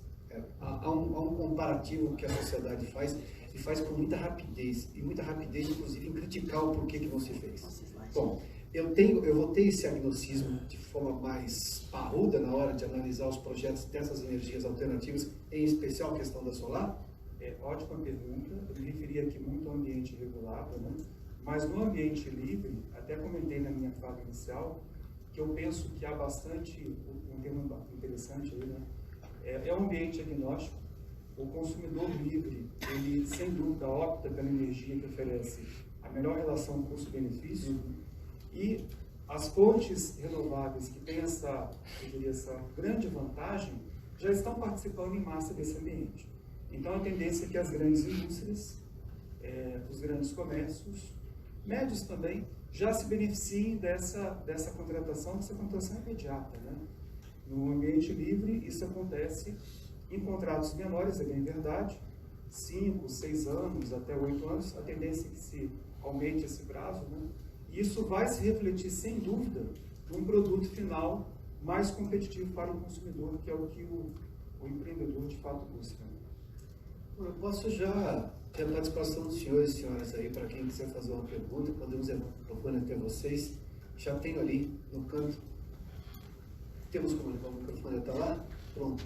Vamos fazer chegar ali rapidamente, para já ter a participação de vocês, se o debate continua da mesma maneira, inclusive com o agregado do ponto de vista do público agora, por favor. Isso, por gentileza. São 2 pessoas que estão ligando. Pois não. Se eu puder dizer o seu nome. Bom dia, meu nome é Guilherme Susteras, eu sou da SAMOB. Parabéns pelo trabalho, vocês são grandes amigos aí na frente, então me sinto muito à vontade de fazer essa pergunta para vocês. Acho que um dos grandes desafios que a IHS apresenta aqui é a questão do agnosticismo, nem sei se essa palavra existe, mas eu vou adotá-la agora, da tecnologia, que ela traz um dilema na minha visão, e eu queria ouvir um comentário de vocês, que é a questão da evolução da tecnologia, da inovação. O agnosticismo ele funciona bem quando você compara tecnologias que são maduras entre si, e sim você consegue olhar os outros benefícios. Mas se a gente tivesse sempre sido agnóstico, a gente não teria tido as eólicas de 2009 e nem teria a solar em 2014. E foi importante na época incentivar a eólica e foi importante na época incentivar a solar. E no futuro vai ser a bateria, ou vai ser o plasma, vai ser o hidrogênio, sabe Deus o que vai ser a tecnologia daqui para frente. Então a pergunta é, como é que a gente consegue criar um mercado que é agnóstico e que valorize os atributos para criar essa competitividade, um level playing field, né?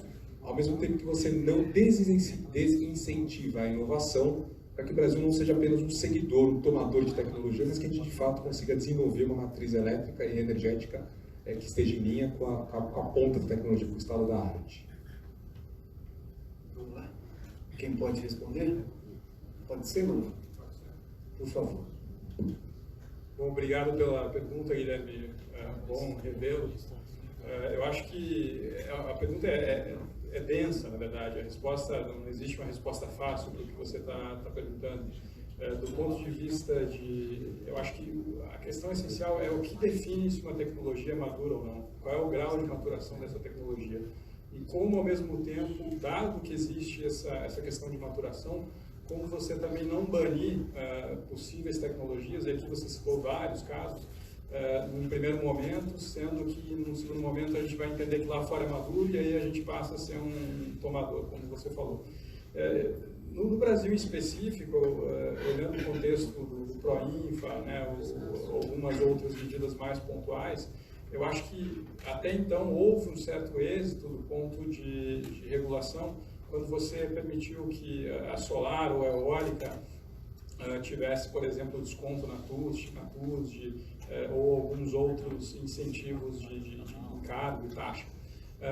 O que a gente vê é que esses incentivos, de fato, destravaram investimento, trouxeram capacidade nova para o sistema, mas quando a gente compara hoje em termos e pensando também do ponto de vista agnóstico, quando você compara esse custo hoje, não nos parece, ou não parece à luz do mercado, que elas ainda demandem tamanho incentivo, né, por terem maturado já. Eu acho que a questão da realidade, ou do ponto de vista de incentivo, ele fica muito nessa linha tênue, o que foi amadurecido e o que não foi ainda. Então, do ponto de vista político, eu acho que é isso, você tentar definir com certo grau de regulatório também, o que define o que é maduro e o que não é. Eu não sei se os meus colegas querem complementar algum ponto aqui. Eu só queria complementar rapidamente, Guilherme. A minha visão, uma expansão agnóstica da oferta não significa que você tenha que expandir estritamente sempre de acordo com isso. Ou seja, imagina o seguinte, vamos olhar o seguinte cenário. Você tem hoje um projeto solar fotovoltaico que tem acesso à rede básica, né, na sua conexão, e ele tem que pagar a sua conexão, ele tem que pagar o espaço nessa rede pelo total da sua potência injetada, sabendo que durante a noite injetará zero nessa rede, certo? Então você está desotimizando o sistema de transmissão. Então você pode muito bem fazer projetos híbridos e dar, ainda que eles saiam mais caros, você destinar determinada parte da demanda, ainda que marginal, para que isso comece a ganhar corpo no Brasil. Eu acho que esse é um caminho inteligente, mas você não pode, pelo menos na minha visão, você não pode pegar. Agora temos uma nova tecnologia que ela não se comunica em nada com nenhuma fonte que está aqui no Brasil. A gente vai ter que criar uma reserva de mercado para ela, porque eu acho que não seria assim. Eu acho que a gente está com uma matriz tão diversificada, com solar, com eólica, e o Brasil tem essa complementaridade solar e eólica, com a hidro, que serve como bateria. Eu acho que o armazenamento, por exemplo, que talvez seja o mais de curto prazo para entrar nesse teu exemplo, eu acho que ele tem um caminho muito, muito legal de entrar, justamente porque trazendo o benefício que ele traz, por exemplo, no compartilhamento da rede. Então, ou seja, junta com isso e fala o seguinte, olha, parte do leilão talvez vamos dar, parte da expansão vamos dar para os projetos híbridos, ainda que sejam um pouco mais caros, mas é marginal perto da expansão total. E é para a gente começar a fomentar essa expansão dessa nova tecnologia no Brasil. Acho que isso pode ser um caminho interessante, não sei, algo marginal, porém sem mecanismos mais claros de subsídio, por exemplo. Talvez não precise ter um desconto. O que precisa ter é talvez uma reserva para ele.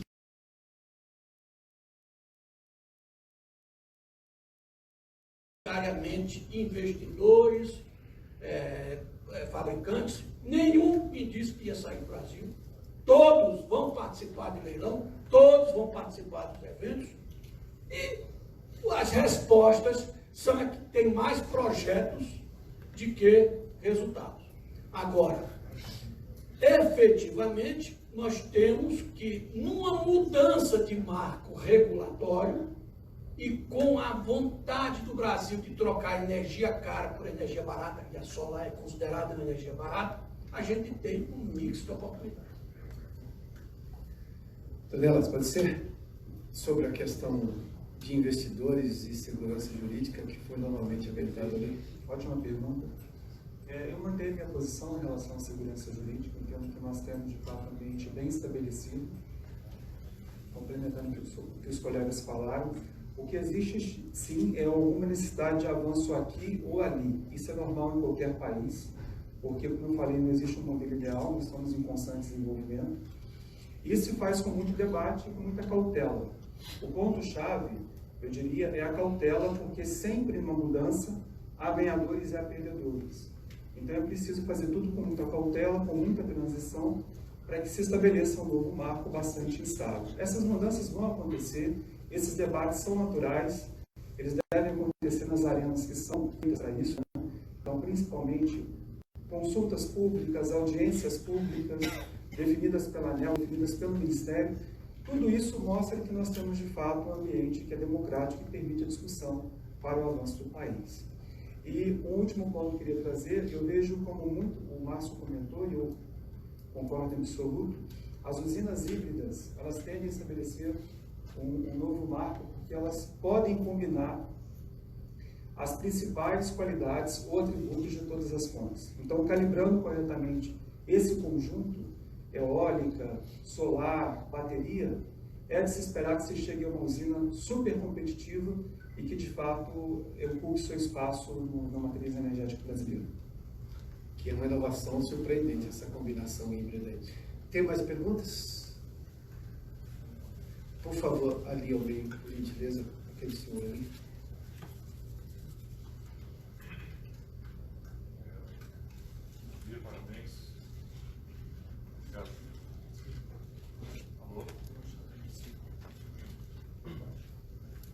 Bom, eu queria só, acho que não está ligado, não.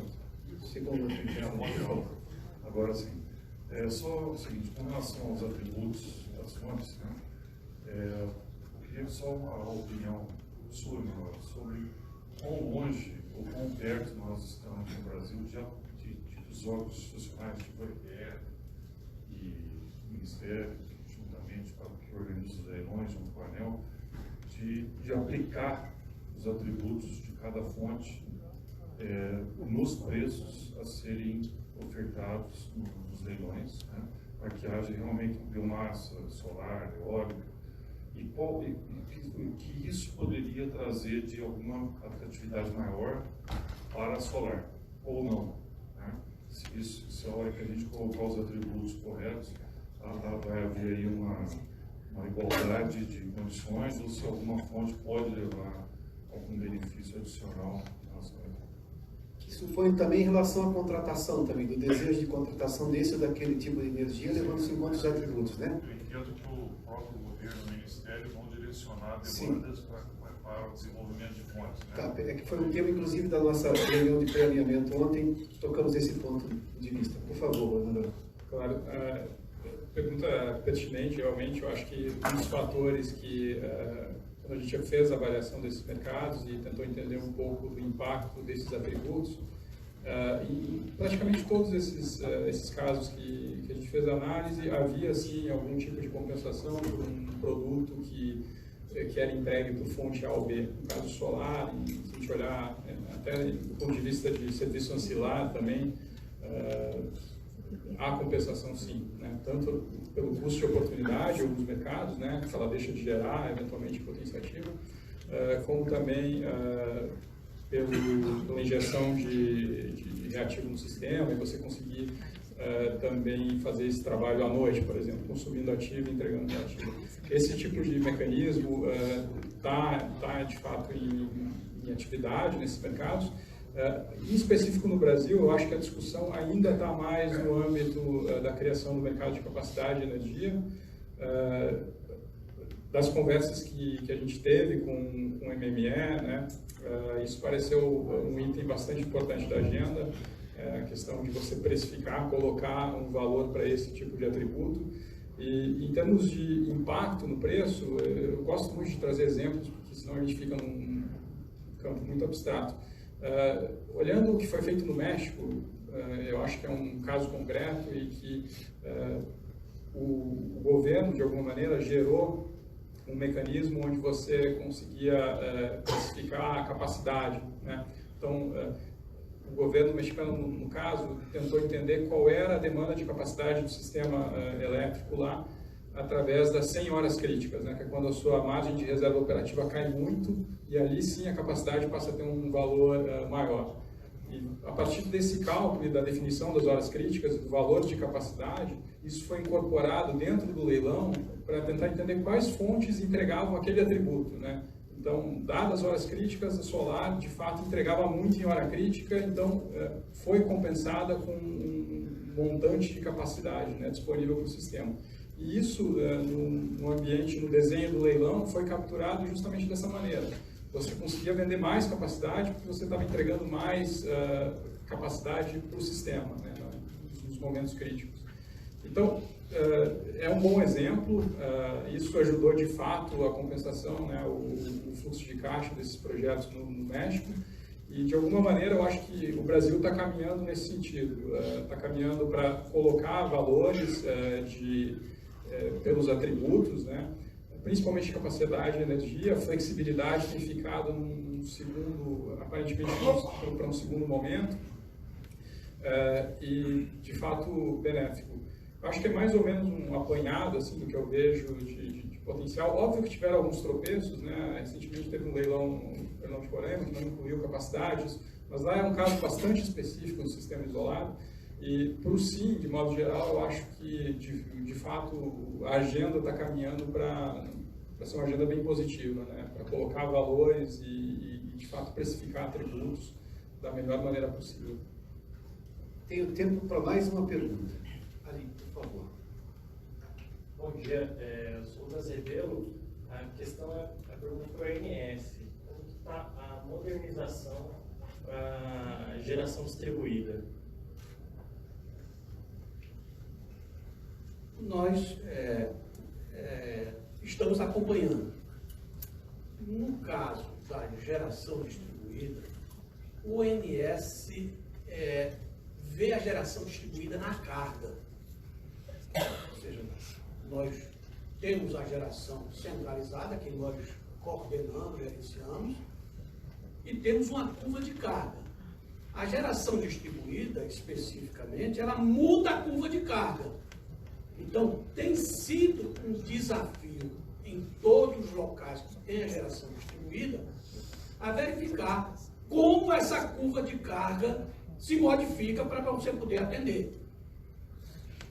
E aí é neste momento que nós estamos amadurecendo, que nós estamos aumentando a importância disso, é tentar capturar essa mudança de carga, qual é a tendência, qual é a cultura, para que a gente possa capturar. Nós estamos falando ainda de alguma coisa como 0,2%, 0,3%. Aí temos tempo ainda, nesses próximos 3, 4 anos, de verificar. Agora, eu queria só voltar um pouquinho, porque a gente falou muito aqui de competitividade, geração centralizada e atributos.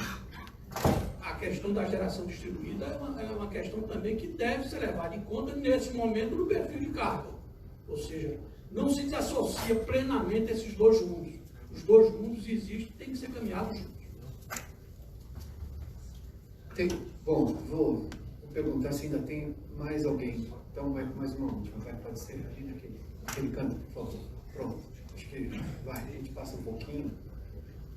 Como começamos com 15 minutos de atraso, estendemos mais uns 15 minutos. Por favor. Pessoal, bom dia. Giovânio.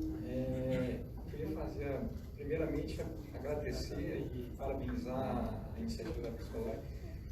Um ponto, custo locacional, né? O quão longe ou o quanto a gente tem que caminhar ainda para, por exemplo, contatos de uma distribuidora do Nordeste que comprou uma energia lá do Norte, seja respeitado esse contrato, lógico, né? Se você gera locacionalmente, você tem um custo a menor, que seria o ideal de fato. Mas o quão longe, se a gente partisse para um sinal de preço locacional, esses contratos, como é que eles continuariam, né? Porque o contrato ele já vai existir de fato. Como que vocês veem essa questão hoje? Boa pergunta, e vai ao encontro que já foi dito aqui. Não se pensa em não honrar nenhum contrato. Então, todos os contratos, com seu tempo de duração, serão, em nenhum momento, em nenhuma dessas frentes de trabalho, se pensa em mudar contrato. Agora, eu acho que até eu ajudo dando alguns nomes, é o seguinte, há um ano atrás houve um encontro aqui em São Paulo com o Instituto Escolhas e a PSR, onde foi apresentado uns atributos que botavam todo tipo de geração na mesma base, inclusive levando em conta a questão locacional. Hoje, esse é um grande desafio, porque o sistema interligado brasileiro, ele é interligado.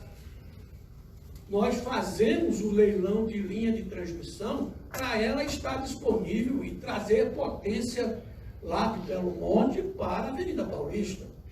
Para a gente trazer energia lá de Tucuruí para levar lá para Presidente Vargas, para o Rio de Janeiro.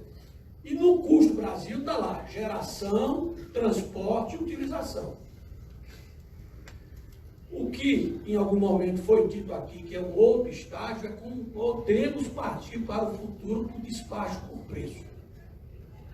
Esse não é o caminho que está pacificado, inclusive entre aqueles 18 operadores que eu digo que nós acompanhamos.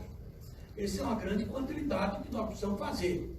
Despacho por preço, despacho por segurança ou mix. Agora, independente de qualquer coisa, a granularidade, a transparência e a reprodutibilidade tem que estar disponível para todo mundo, para que se saiba claramente quais são os custos. Eu só vou fazer menção à questão da matéria do Lauro Jardim. Eu não vi, mas eu vou tomar pelo valor de face do comportamento de parte da imprensa hoje. E não é uma crítica, é só um não corporativismo, embora seja jornalista, eu tenho horror a corporativismos. É preciso entender exatamente de onde veio a informação, o que ele quer dizer quando estamos saindo investidores. A preocupação de segurança jurídica de investidores é um tema que eu abordo com frequência, tanto que eu coloquei inclusive aqui no debate. Porque vamos retomar os anos 90 aqui, a gente tinha uma série de investidores de capital especulativo aqui. Aqueles investidores estavam saindo em um determinado momento do governo Fernando Henrique e estavam entrando outros investidores como Toyota, como Honda, implantando fábricas ali em Sumaré, Sumaré e a outra cidade, em Indaiatuba. Ou seja, eu estava trocando um investidor que é dinheiro ruim, que é volátil, por um investidor que ia ficar, tanto que as unidades estão lá e só cresceram. Eu não sei exatamente, eu não estou fazendo pré-julgamento da informação do Lauro Jardim, porque eu não sei quais foram as fontes e eu não tenho os detalhes, mas é preciso entender, às vezes, que boa parte das vezes, e eu digo isso com certo lamento, a imprensa faz as coisas pela metade. Seja porque ela está numa crise danada, seja porque ela tem problema de mão de obra dentro das redações, seja porque a formação de quem apurou não é necessariamente técnica o suficiente para poder dar a informação do seu bojo completo. Então, embora isso traga uma preocupação, por que esse investidor saiu? Saiu porque ele percebeu que não era para ele? Tá, então tudo bem, não se perdeu o investidor. Saiu porque teve uma razão específica, saiu porque ele tem um concorrente melhor que vai ganhar, então não interessa ele ficar. Então, há uma série de coisas que precisam ser levadas em conta, que às vezes uma coluna de 3 linhas, uma notinha de 3 linhas numa coluna de determinado jornalista não deixa isso explicado. E vende-se como uma notícia de pânico, e não necessariamente pode ser o caso. Como pode ser que tenham saído investidores verdadeiramente interessados que viram o problema certo, de segurança jurídica, desistiram. Eu não estou fazendo julgamento de valor, eu só estou querendo apurar melhor a informação para que isso não nos passe, de repente, um temor maior do que realmente é a notícia em si. Estou dando o lado que deveria, como deveria ser uma apuração jornalística para, obviamente, publicar algo assim, eu não sei, obviamente ele tem lá informações maiores e melhores para poder justificar o tema.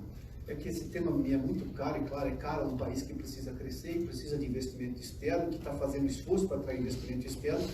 Nós não temos condição fiscal de o governo fazer investimento, então ele vai precisar realmente de investidor externo, por isso é bom a gente moderar um pouco o que sai na imprensa ou nas redes sociais, porque às vezes a gente tem erros crassos, verdadeiramente crassos. Não é o caso, não sei se é o caso, mas já vi casos semelhantes assim. A imprensa com má informação nos anos 90, estou falando da imprensa de economia, lamentava toda vez que saía um investidor de capital especulativo, de capital volátil, aí ficava lá o então presidente Fernando Henrique gritando, não, mas isso é capital volátil, não, mas está saindo, está saindo. Claro que tinha um problema de dólar, de câmbio naquele momento e tudo mais. Está entrando um sujeito que pôs uma fábrica de carro. Qual é o capital que a gente quer que fique aqui? Qual é o investidor que é bom realmente? Bom, então é uma troca. Em algum momento a gente viu que aquilo deu certo. Bom, eu preciso agradecer todo mundo aqui. Antes de eu passar ao Márcio para poder fazer os agradecimentos, agradeço ao Márcio, primeiramente, então, ao Simval que está do meu lado aqui, obrigado pela gentileza de participar desse debate, ao Carlos Dornelas, obrigado Dornelas, ao Emanuel, que também inclusive fez a apresentação e participou desse debate, a presença de todos vocês, a gentileza de estarem conosco aqui e, obviamente, que vocês acrescentarem muito, agregaram conhecimento e pontos de vista que fazem com que o debate fique mais rico. Mas eu quero fazer os agradecimentos, depois eu dou um tchau final aqui, por favor. Bom, só reforçando os agradecimentos que foram dados inicialmente aos patrocinadores desse estudo, como patrocinador Diamante, a Light Source PP, como patrocinador Master Atlas Renováveis, Brookfield, Celel Redes, Dias Carneiro Advogados, First Solar, Grupo Energia, Neo Energia e Sampo. E como patrocinadores Plus, EDF e Enel. Bom, obrigado mais uma vez, quero agradecer ao Rodrigo, a gentileza absoluta por ter me chamado aqui, poder ter o privilégio de conduzir esse debate aqui. Foi realmente um prazer e ter a presença de todos os senhores. Obrigado uma vez mais, bom dia, uma boa terça-feira a todos aí.